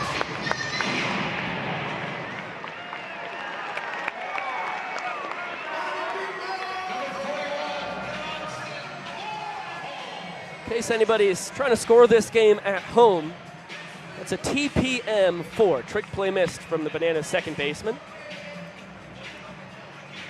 So an unearned run against Corral Prime. That one slapped the other way from ball home into the mitt of Cruz. For out number 2. Corral Prime, 6 feet 5 inches tall, out of Bradenton, Florida. Drafted by the Colorado Rockies in the 12th round back in 2012. Spent 6 years in the Rockies organization. Finished up with a year in the Texas Rangers farm system. He's played 6 years in independent professional ball since then. So this is now his 14th year of a form of professional baseball. 2014, Prime was the Rockies' organizational player of the year. We've seen a lot of that talent translate to Banana Ball already in 6 games with the visitors. He had 2 home runs. Was a hitter throughout the entirety of his 7 years in minor league baseball. Hitter for the first 5 years in independent pro ball, for the better part of it at least. Started pitching for the first time truly with the Milwaukee Milkmen in 2022. Did have one outing for Fargo Moorhead back in 2019, but a year ago, the Red Hawks said, hey, I think you could provide a lot of value on the bump. He threw 78 1/3 innings, just barely misses the outside corner there to Baber. Works the ball for a sprint, drives in Hussein from second. And the Party Animals following up their 6-run 5th inning with a 2 spot already here in the 6th.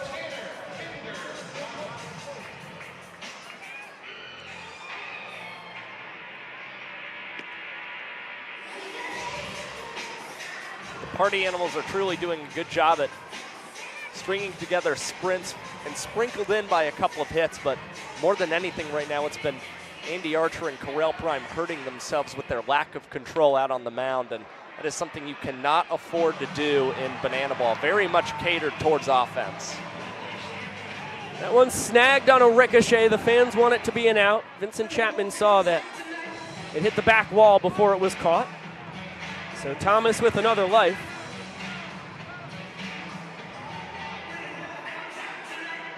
Good time to let everybody know that Josh's window is still down. It turns out one of our lights is perched on the base of the window, and we'd have to reconfigure our setup up here if we were going to open it up.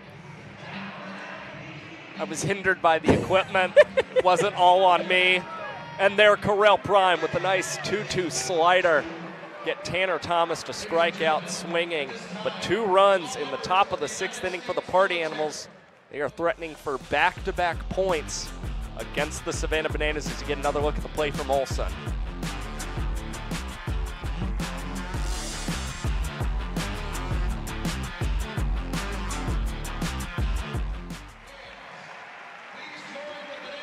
Oh boy, trick plays missed and ball 4 sprints will sink you in Banana Ball, my dear friends on the tube. We salute all the service members, both past and present, here in Louisville. Pass that on to everybody watching on YouTube as well.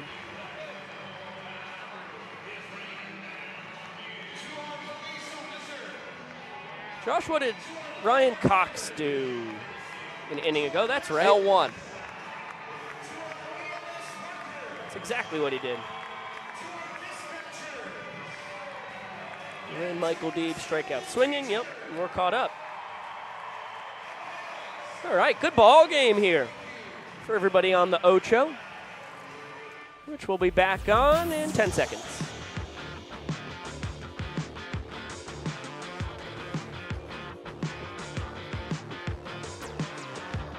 Beautiful night sky here in Louisville, Kentucky.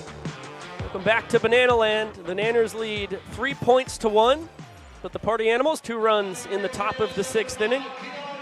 If Ryan Rodriguez and company can limit the Bananas to 1 run or less, Party Animals will pull within a point. Rodriguez is known as the sexy Mexi around these parts, and he's having a pretty strong rookie campaign for the Party Animals, making appearance number 22 this season. He's second among qualified Party Animals with a 2.84 under an average, and he's still yet to allow a home run this season. He's got the top of the order here for the Nanners. It's a generous strike call against DR Meadows. 3-pitch mix primarily. Cutter, 12-6 curveball, and a slider. This one served out to right center, and Hampton will catch it on the jog. Meadows flies out to his counterpart. And Dan Oberst will step in. Rodriguez out of Newhall, California, Santa Clarita area. And the journey he's had to Banana Land. He was in the Pioneer League with the Grand Junction Jackalopes a year ago. Out in Colorado, now finds himself dancing in the middle of Louisville Slugger Stadium. With Baber and Acuff having a mock fight behind him, and Hampton joining in on the fun out in center. Healthy swing and a miss from Dan Oberst.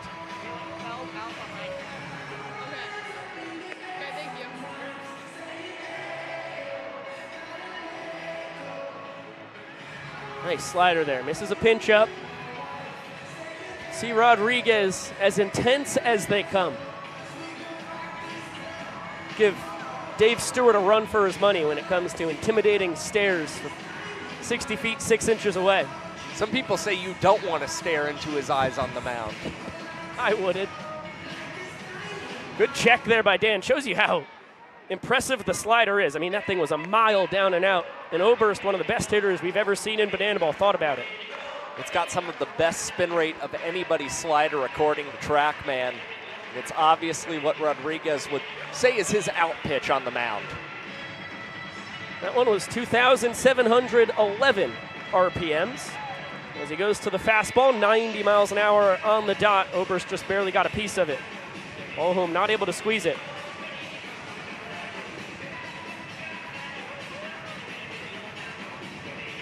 Another payoff coming to the 6-year Banana. 2021 Gulf South Conference Player of the Year. Strikes out looking. There's the patented Sexy Mexi split to celebrate. Just another bit of flair that he's brought on the mound this season in Banana Ball.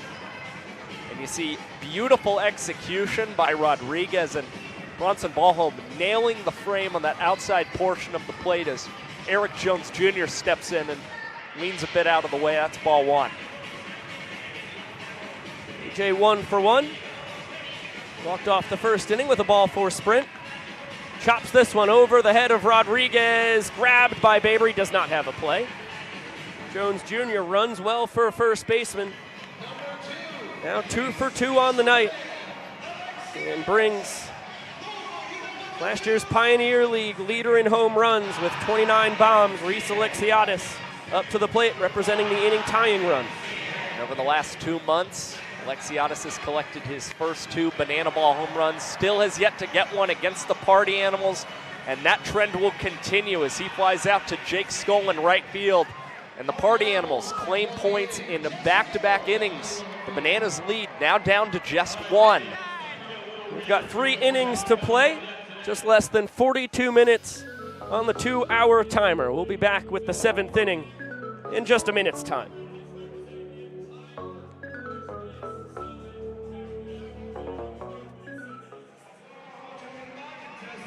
Oh, Sexy Mexi fired up, as he should be. Man, that's now 7 straight appearances without an earned run. Take that for data. Muy bien. All right, we've got 1 minute. Get right in the middle here. On your mark. Get set. Go. Okay, we're going to turn it he's going. over to yeah, there we go. Sharks because I want you guys to get to enjoy this one up. Robert, you're supposed to Down on the get field. drilled. Oh, look at him. It's getting crazy over here. Oh, no. There he goes. Oh, yes. Oh, he's doing pretty good now. All right, look at this. Who's getting the wettest? I almost got drilled.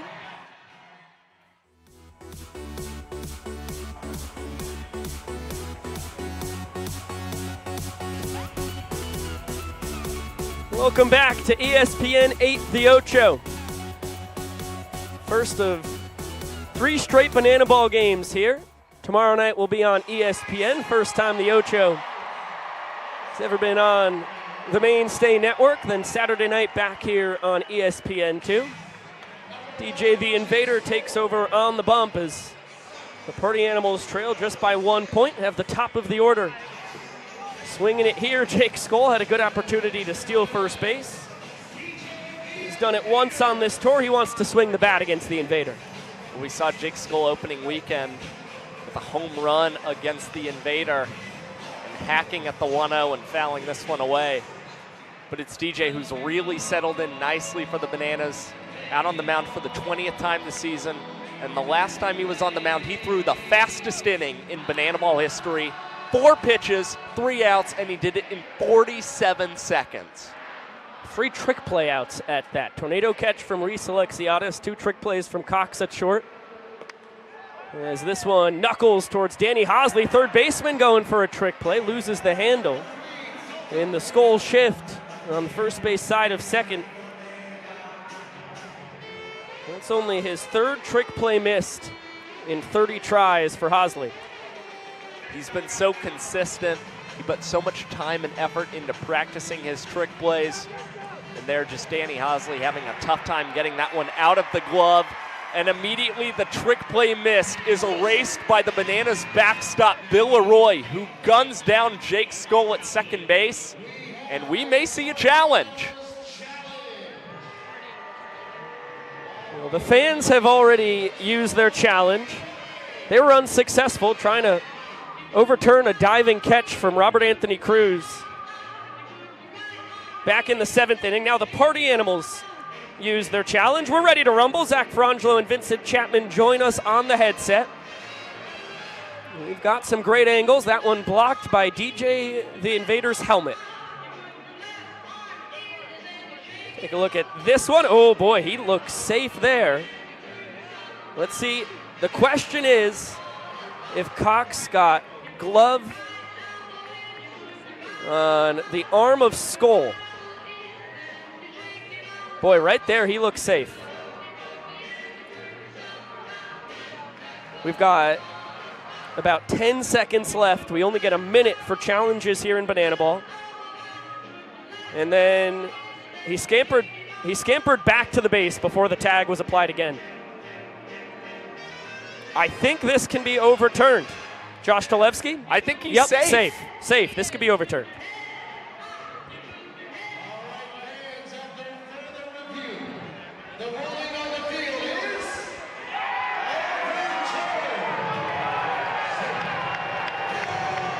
Bang, bang.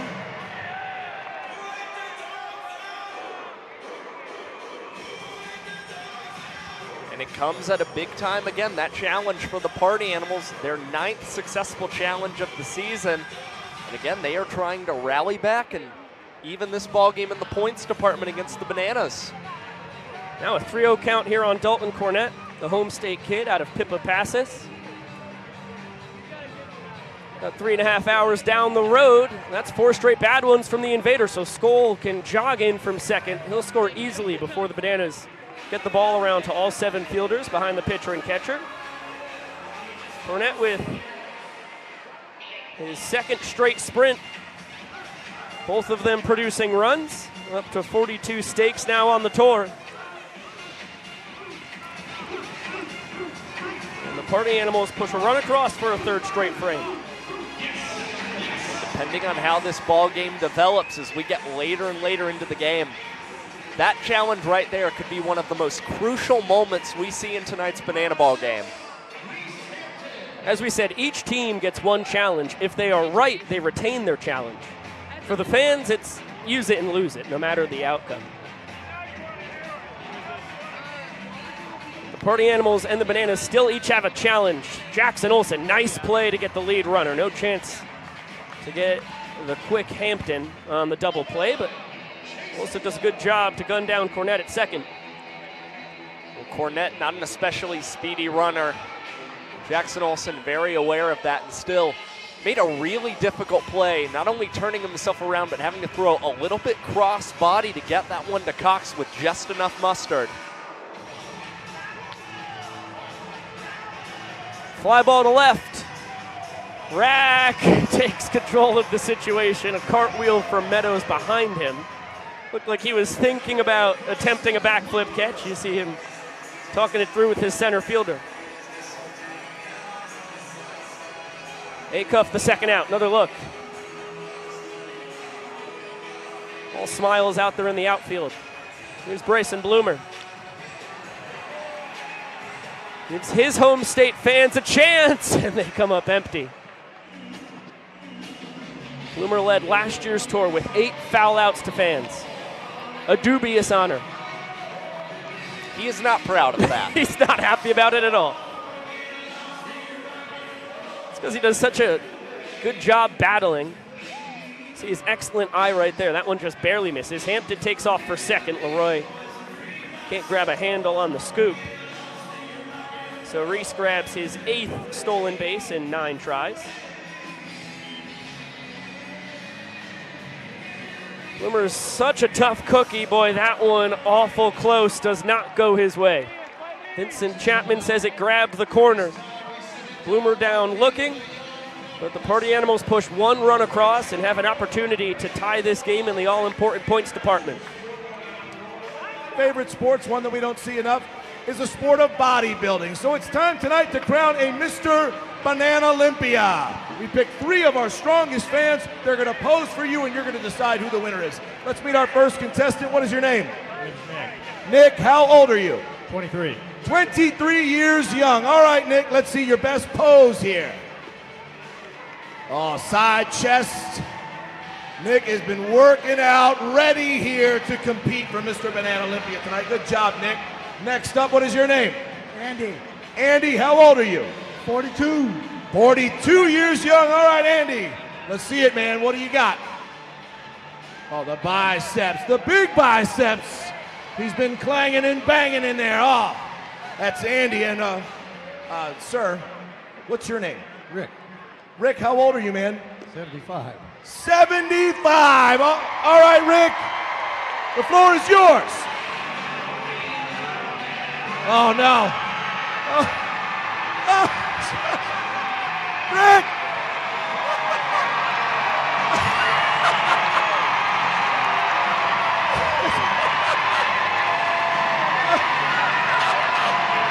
Oh, we have to vote. All right, Louisville. Louisville, who is our winner? Is it Nick? Is it Andy? Or is it Rick at 75? Mr. Banana Olympia! Rick is one of my favorite people in the world. I want to have a beer with that guy. I want to have a mustache like that guy. Kind of cat that will offer you a side quest in life if you encounter him in a dark alley.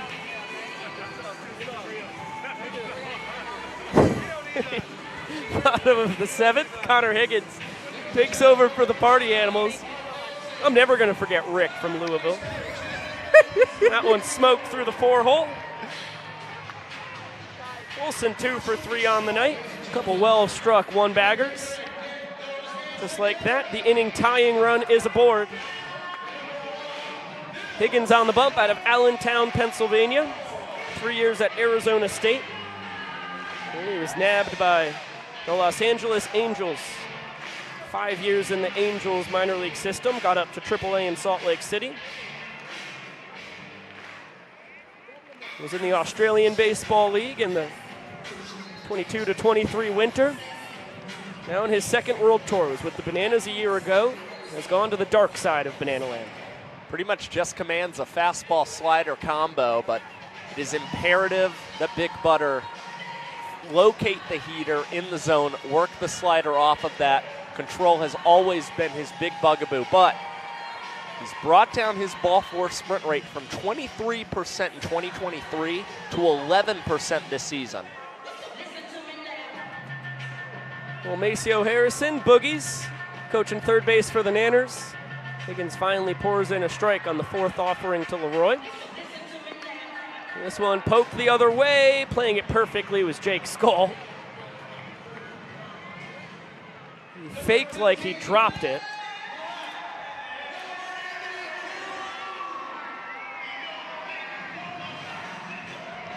We got 6 umpires tonight. Right field ump John Crosser is going to say that was caught, lost on the exchange. So Olson still at first, and Robert Anthony Cruz fooled on the slider.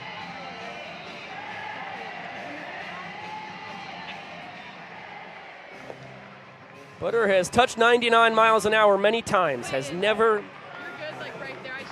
hit the much sought after 100 on the gun. Often sits about 94 to 96. So they got 99.4 miles an hour on a hot, dry night in Chattanooga, Tennessee. Gives Robert Anthony Cruz, the former Nats minor leaguer, the White Castle special. 3 straight sliders, he's down on strikes. And now Alex Ziegler balancing the big bat on his chin. Lobato, his fellow man out of the Keystone State. Ziggy hailing from Butler, Pennsylvania. In his 3rd world tour, we have not seen him with the monstrous 39-pound bat very often this year. This is a tough matchup for it. How was that a strike? How was that a strike? That was baffling. I think Vincent Chapman's had a great strike zone tonight. Strike 3 call on Bloomer to end the top half of this inning was right on the corner, according to TrackMan. And Ziggy gets lumber on this one, leaves the entire premises as you see it bounce out of the stadium. It's not the first time we've ever seen Ziggy swinging the big bat. He actually collected a base knock against Jake Lialios last season in Rancho Cucamonga swinging that lumber. Little duck snort to right, similar to this one. But Dustin Baber's going to take care of this blooper. And Connor Higgins earns the Party Animals a 3rd straight point. They've erased the deficit, and we're knotted at 3 with 2 innings to play. The bottom of the 8th coming up in just 1 minute.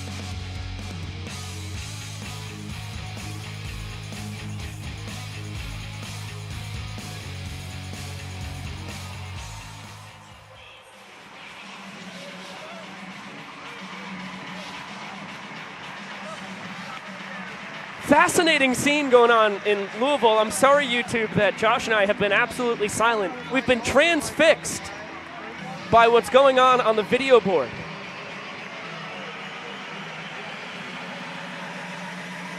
This is fascinating.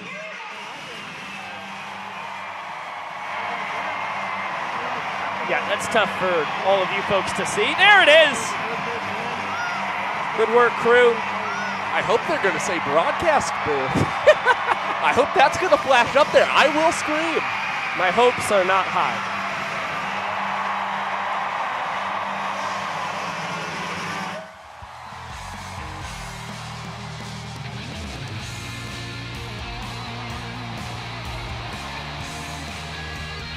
Welcome back to beautiful Louisville, Kentucky. 3 points apiece between the Bananas and Party Animals as we head to the top of the 8th inning. DJ the Invader out for another frame. Good look at the Ohio River there with Indiana on the other side.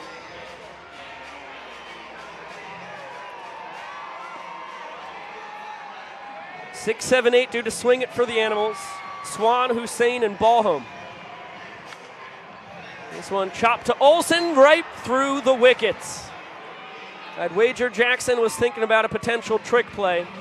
It's going to be an E4 in the book. Well, the trick play missed in the 6th inning. Now comes up with the error here to start the 8th. Tough go of things lately for Olson defensively tonight, but hopefully DJ the Invader can take a little control, nails the first pitch strike to Hussein, and this one, chop to Ryan Cox, who goes to the bag himself, throws over to Eric Jones Jr., and that double play erases the error from the grade 8. That's how you pick up your double play partner. Coxie says, I'll take this one myself, Jackie. 0-1 count now on the switch hitting catcher Bronson Ballhome. Make it 0-2. Chance for the fans. They can't catch it. Knotted at 3 points each. The Bananas led 3-0 after 4 innings. Ballhome kept a foot in the box. Kept a foot in. Vincent Chapman is saying he left the box. He's got a better view than us. Disagree with the call for now. We'll see what the replay shows. Well, the Party Animals would technically still have their challenge that they could utilize here, if I'm not mistaken. They can. Another look. Oh, he had it right on the line. That left foot. Oh.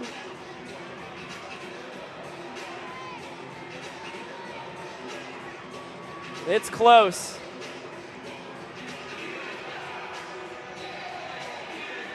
It'd be tough to overturn. And the Party Animals have challenged. Okay. They have one successful challenge here tonight already. We look again. Boy, oh boy, it looks like the foot did just barely leave the box. I agree. Yep, Vincent Chapman, you've got a shrewd eye. Confirmed call.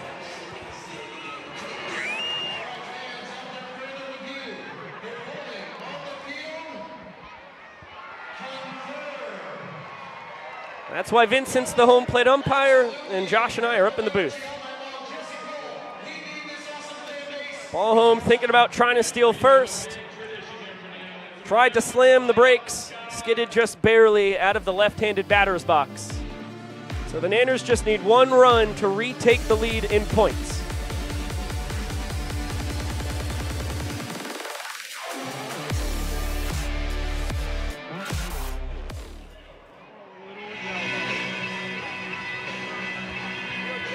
Wow, that is as close as they come. I've literally never seen it that close. From up here, it looked like he dragged the toe right to the end of the box. Terrific camera work. Boy, have I been thrilled with our control room on all 3 of our challenges here tonight. Shots have been perfect. Replays have been perfect. I mean, that was a centimeter. Maybe 2. We turn Louisville Slugger Stadium yellow. Beautiful sight here. Over 13,000 fans lighting up the sky.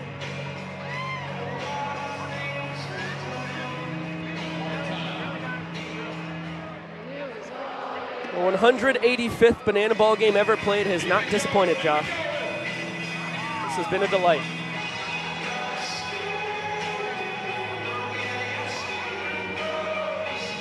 I'm sure Jesse Cole is pretty thrilled about the whole evening as well. I mean, you wouldn't think. He's got to be happy, right? Maybe. We love you so much, Banana Of Nation. course. He's Okay. happy. He loves us so How much. could I doubt that? All of us, we the proud in Banana Land.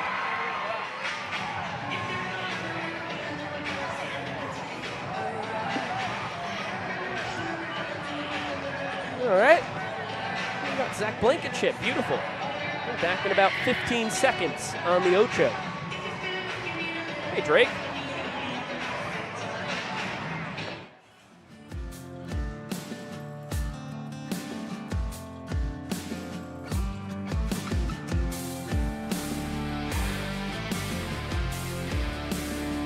We just turned Louisville Slugger Stadium yellow.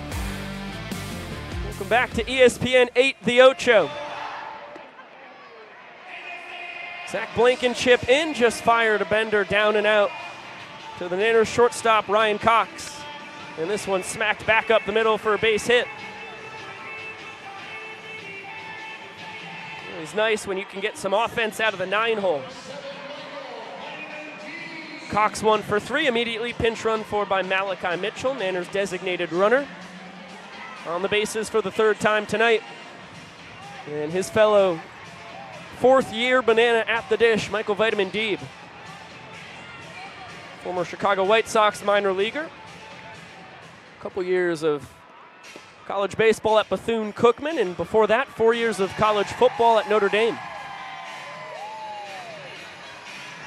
One of our many super athletes here in Banana Land. A terror on the pickleball court. Sent me a video from Prague last week of him training in tennis as well. It's good because I'm looking for some competition. Malachi takes off for second. Look out, blanket chip. Bam Bam nearly gets nailed by his battery mate. And Flash with his tour leading 35th swiped bag. We're going into the final inning of play. The Bananas are looking to go up a point in this ball game. With Flash now in scoring position, if Blankenship misses the zone, it would be a quick walk-off for the Savannah Bananas. And it's Michael Deeb earning the ball for sprint. The Bananas will go up in this ball game, and with that walk-off, Michael Deeb has tied the Banana Ball single-season walk-off record with his 28th this year. Ties the mark Danny Hosley set a year ago. Looked like the celebration was over. Here comes the big finish. There it is. Thank you, Flash and company.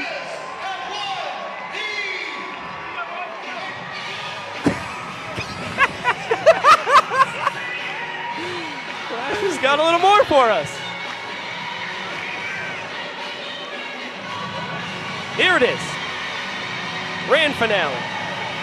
And the Bananas have won Game blouses. It's okay.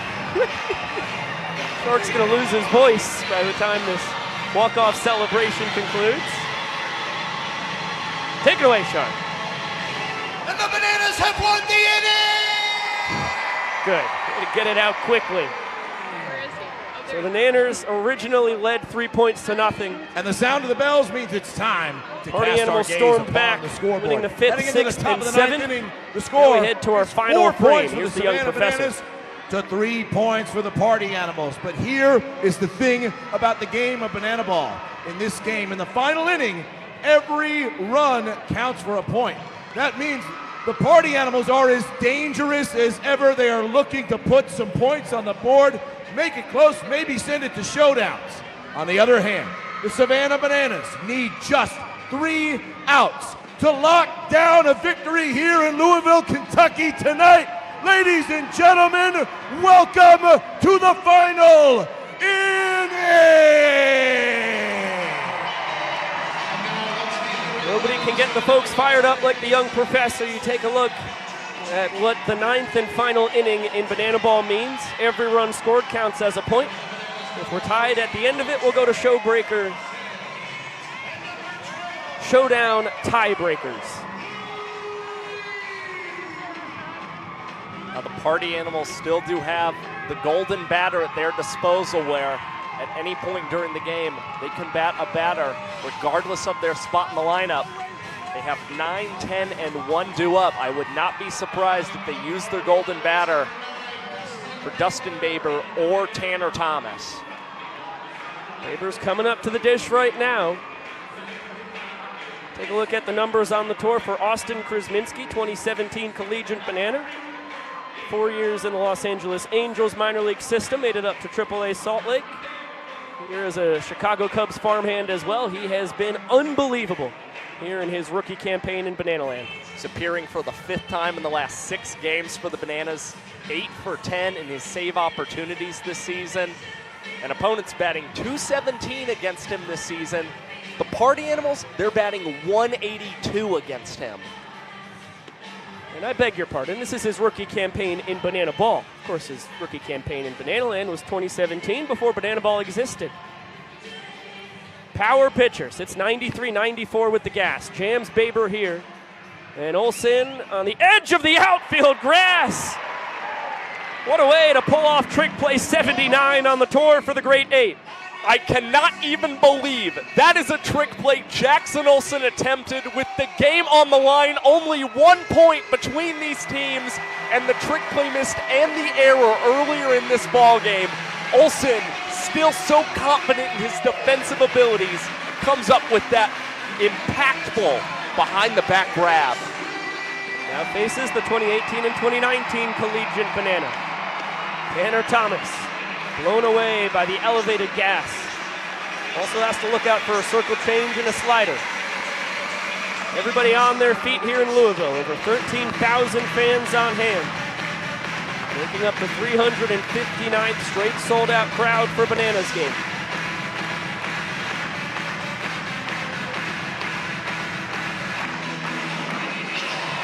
Count even at 2 balls and 2 strikes. Fastball at 92, according to TrackMan.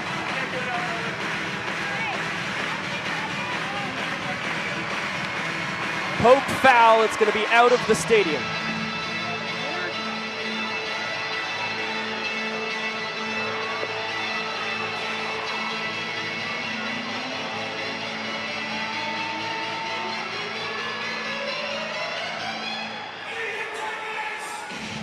Another 2-2. Just misses the inside corner. TrackMan agreed with the call from Vincent Chapman. It's the ball in. Payoff pitch. Good job of fighting that one off from Thomas.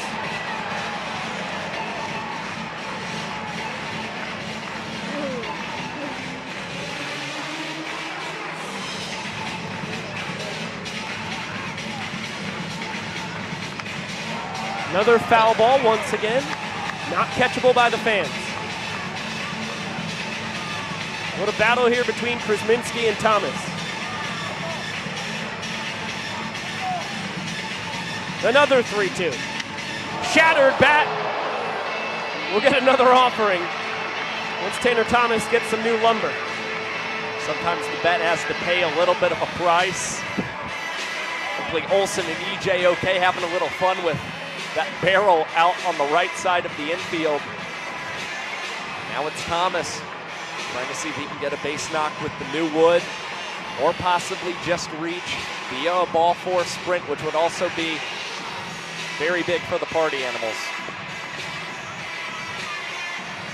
4th payoff pitch, misses down. What a battle from Tanner Thomas. The Party Animals have the game's tying run aboard. And we go to the top of the order, former first-round draft pick Jake Skoll. Combined 13 years of minor league baseball experience between the pitcher and hitter here. No better man to have up at the plate right now if you're the Party Animals. Tied for the team lead in home runs with 8. 2 of them have come in his last 3 ball games as he takes a mighty hack through the first offering from Krasminski. That one chopped off of Skoll. This is off his foot. It'll be an 0-2. We're watching ESPN 8, the Ocho, presented by Sonic. What a glorious way to kick off the greatest weekend of the Ocho we've ever seen. 54 straight hours of content, 21 hours of live sports. As that one gets the inside corner, Krasminski rings the bell, and the Animals are down to their final out. That again, one of the situations, it's a pitch way too close to take. Jake Skoll tried to sell that one to Vincent Chapman, but perfect setup. Bill Leroy receiving that one behind the dish especially well. And the Bananas an out away from claiming their 9th consecutive Banana Ball victory. It's the home state kid, Dalton Cornett, out of Pippa Passes. That one caught by the fans! Dalton Cornett fouls out to his home state faithful.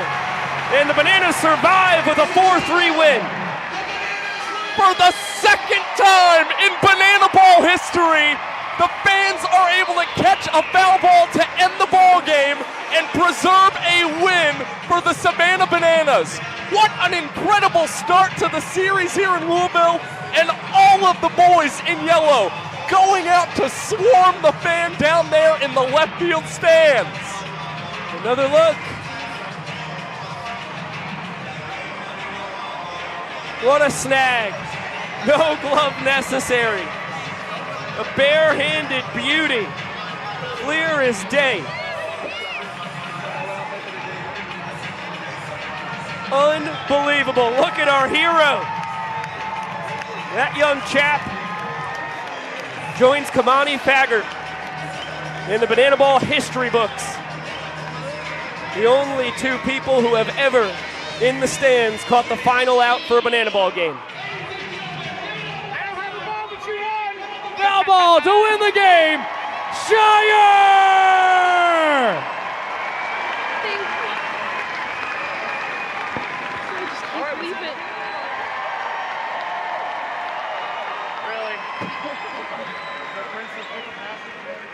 Ladies and gentlemen, let's dance! Shire gets the final out for the Savannah Bananas as they take night one here in Louisville from the Party Animals. We have much to discuss on the post-game show. Tomorrow night we'll be live at 7 p.m. Eastern on ESPN. Saturday evening it will be 7 p.m. back here on ESPN2. What a way to kick off the weekend on ESPN 8, the Ocho. Bill Leroy, you get to celebrate with the boys. Ladies and gentlemen, it's time to meet your winning squad. Entertainers Malachi Mitchell, Alex Ziegler, infielder Dalton Malden, Maceo, and last but not least, Shire.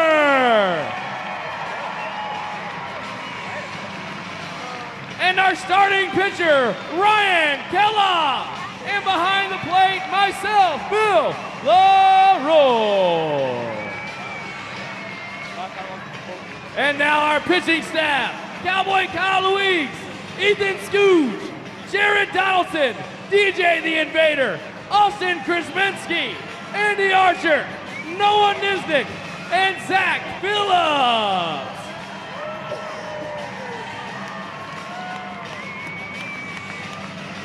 And now, the boys that do it all, our utility players, Eric Jones and Danny Hosley. Now our boys in the infield, Jackson Olsen, Ryan Cox, Daniel Oberst, Brandon Crosby, Corral Prime, and Kyle Jackson. Our outfielders, D.R. Meadows, Rack, Robert Anthony Cruz, Reese Alexiadis, Michael Deeb, and Ty Jackson. Our coaching staff, Ray Ortega, Adam Byra, and Tyler Gillum.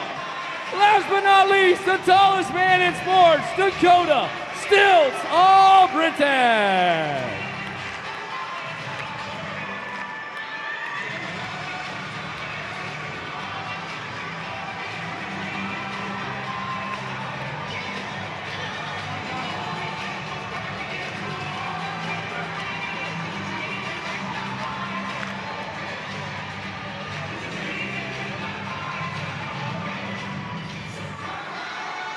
One more time for your Savannah Bananas!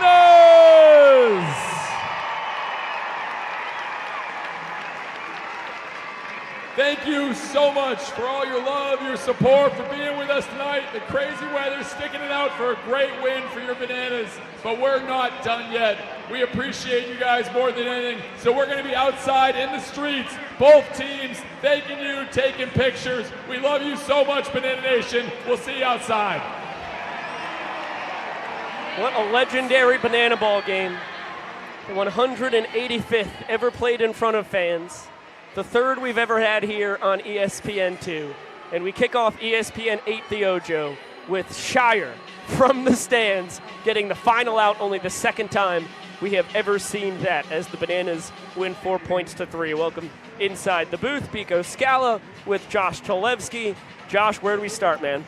Well, one, it was a tremendous banana ball game tonight, Yeah. and I think something that really stuck out, again, Bananas and Party Animals had not played against each other since June the 8th in Fenway Park, and you saw so much competition out on the field tonight. You saw both of these teams who were desperate to win the ball game, and I think you saw a lot of things banana ball related that truly impacted this game. We had 13 trick play outs, and 9 of which came from the Bananas, 4 of which came from the Party Animals. We also saw the impact of the ball 4 sprint. We saw the Party Animals score 6 runs tonight on RBI ball 4 sprints by their batters, the Bananas bullpen, not with the best control overall tonight. And then, of course, we saw the Bananas claim their go-ahead point tonight on a Michael D. ball 4 sprint against Zach Blankenship. So you really see how important it is to have a good command of the strike zone in this sport. Also, you saw a key play in the 8th inning. Bronson Ballholm, who was caught stealing first base, was unable to keep his feet in the batter's box there. The Bananas were able to throw him out and escape a jam with DJ the Invader on the mound. And then, when it's all said and done, the game is on the line. A foul ball goes into the stands off the bat of Dalton Cornett, and our fan Shire makes the catch to win the game, becoming the second fan to end a game with a foul ball caught. And this one was probably more impactful than the first. It wasn't as hard hit as the one we saw in 2023, but that first foul ball was caught in a 5-1 ball game. It seemed like the Bananas were easily going to win that game. Wasn't necessarily on the line tonight, but it was a 1-point ball game with a man on base, and we saw Shire make that catch. It's probably the most impactful fan-caught foul ball we've ever seen in banana ball history, and it's the 124th all-time, I might add. We saw a fan catch a foul ball for an out with the bases loaded, and Bill Lee on the mound last year in Sugar Land, Texas. That's up there. I completely agree. Shire, you take the cake. The 124th foul out we've ever seen to the fan is by far the most clutch. And you do have to give your flowers to Kamani in Kannapolis, North Carolina, who caught a ball off the bat of Dustin Baber, I would estimate with my IDAR up here. We did not have TrackMan running. At 100-plus miles an hour off the bat, I'd put it around 103. But what does that mean? Very different from a high looper out there. But Shire was fighting off a group of fans. I mean, that was a contended foul ball, and somehow the youngin comes away with it. One of the greatest plays we've ever seen. Well, I think overall what impressed me as well was the knowledge of the fans here in Louisville tonight. You saw on countless foul balls going into the stands, regardless of whether they ended up on the roof of this ballpark or not. Everybody standing up, trying to catch the foul balls and knowing the impact that it has on the game. And, of course, we saw it at the end of tonight's contest. And another quick banana ball game, I might add as well. This one wraps up in 1 hour and 49 minutes. Yeah, very helpful when you start about 45 minutes delayed. We were supposed to get going at 7. Mother Nature was not cooperating with us, but an unbelievable job by the terrific grounds crew here at Louisville Slugger Stadium. They turned this place into an immaculate playing surface, and we got off one of the greatest banana ball games we have ever seen. And that jump starts a wacky weekend here on ESPN 8 the Ocho. After this broadcast, you get to see dodgeball, a true underdog story, the reason why this whole event exists in the first place on ESPN2. And then we're thrilled tomorrow night to be elevated to ESPN, which is going to be the first time ESPN 8 the Ocho ever jumps from 2 to the main station. So that's going to be a blast. It will be 7 p.m. Eastern for first pitch tomorrow night. And then we'll be back here on ESPN2 Saturday night with Game 3. So now the Bananas take control. They have an 8-game lead over the Party Animals with 23 games left to play against their arch nemesis here in Bananaland. And of course, famously last year, the Party Animals down 8 games with 9 to play. Somehow they won every single one of them. 1 in Des Moines, 4 in Savannah, 3 in Milwaukee, 1 in Syracuse, and the finale in Cooperstown. But now, this year, Even though it is an 8-game deficit with 23 games to work with, it feels a lot tougher to track down these Bananas, who are retooled and much more talented than they were a year ago. Again, what we've seen is that this is just a much stronger offensive team overall. I mean, it was highlighted by what you were able to see. The rallies from the bottom of the order tonight. Ryan Cox with the single. You put your designated runner, and he's able to swipe second base. And then Michael Deeb shows off the discipline at the plate and earns that sprint. And you saw good things from the top of the order yet again. It was highlighted by another strong performance from the Bananas first baseman Eric Jones Jr. So we start the evening here on the Ocho. It's supposed to be Banana Ball at 7 p.m. As we said, the rain did not cooperate here in Louisville. So you get some belt sander racing. How about that? All the way from Corona, Michigan, and then you pop back over here to Louisville. You get your Banana Ball. Dodgeball will be up next. This weekend here on the Ocho is going to be mind-boggling, from car jiu-jitsu, which is affectionately called car jitsu. That's jiu-jitsu, but in a car. I'm sure Josh is actually approaching black belt status in car jitsu, to all kinds of absolutely mind-boggling sports. We're going to have it here on the Ocho. It is going to be thrilling. Before we shut this thing down, because we've got the time to do it, and so rarely on network television do we get to shout out the entire cast and crew. Son of a gun, I'm taking control, and everybody's getting a quick shout-out before we toss this thing over to Dodgeball. Starts with Jade Morgan on the first base camera. Across the diamond, Emerson Elmgren, the Iron Horse of BTV, on the third base cam. Shout out to Sophia Peach on the high home camera. She's incredible. Same goes to Justin Gordon out in center field. On the low home, Lex Fowler. That will be Battlestar Galactica to you. On the high home, Kylie Sadomka, a rising star here in BTV.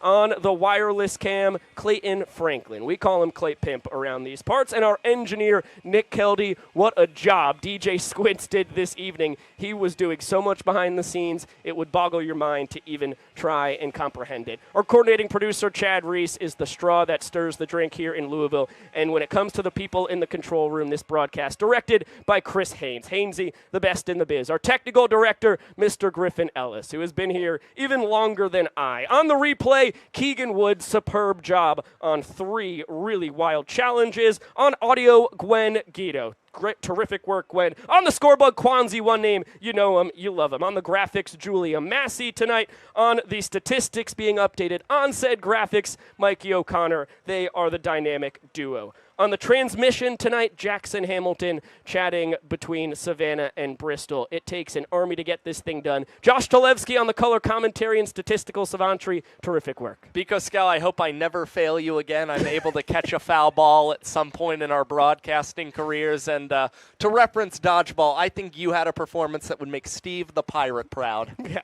well, thank you very much, Mr. Talevsky. Thanks to our executive producers. That would be El Presidente Jared Orton, as well as Carrie, Emily, and Jesse Cole. I am, as the people say, rumors are true, Biko Scala. We will see you tomorrow night, 7 p.m. Eastern sharp on ESPN, as ESPN 8 The Ocho goes prime time on the Mainstay Network for the first time ever. Legendary win for the Bananas tonight. They take it 4-3. Shire is your hero, the young kid in the stands who becomes the second fan in Banana Ball history to catch the final out of a Banana Ball game. Shire, this one is for you, my friend. Until we see you tomorrow on ESPN, everybody, we will see you later!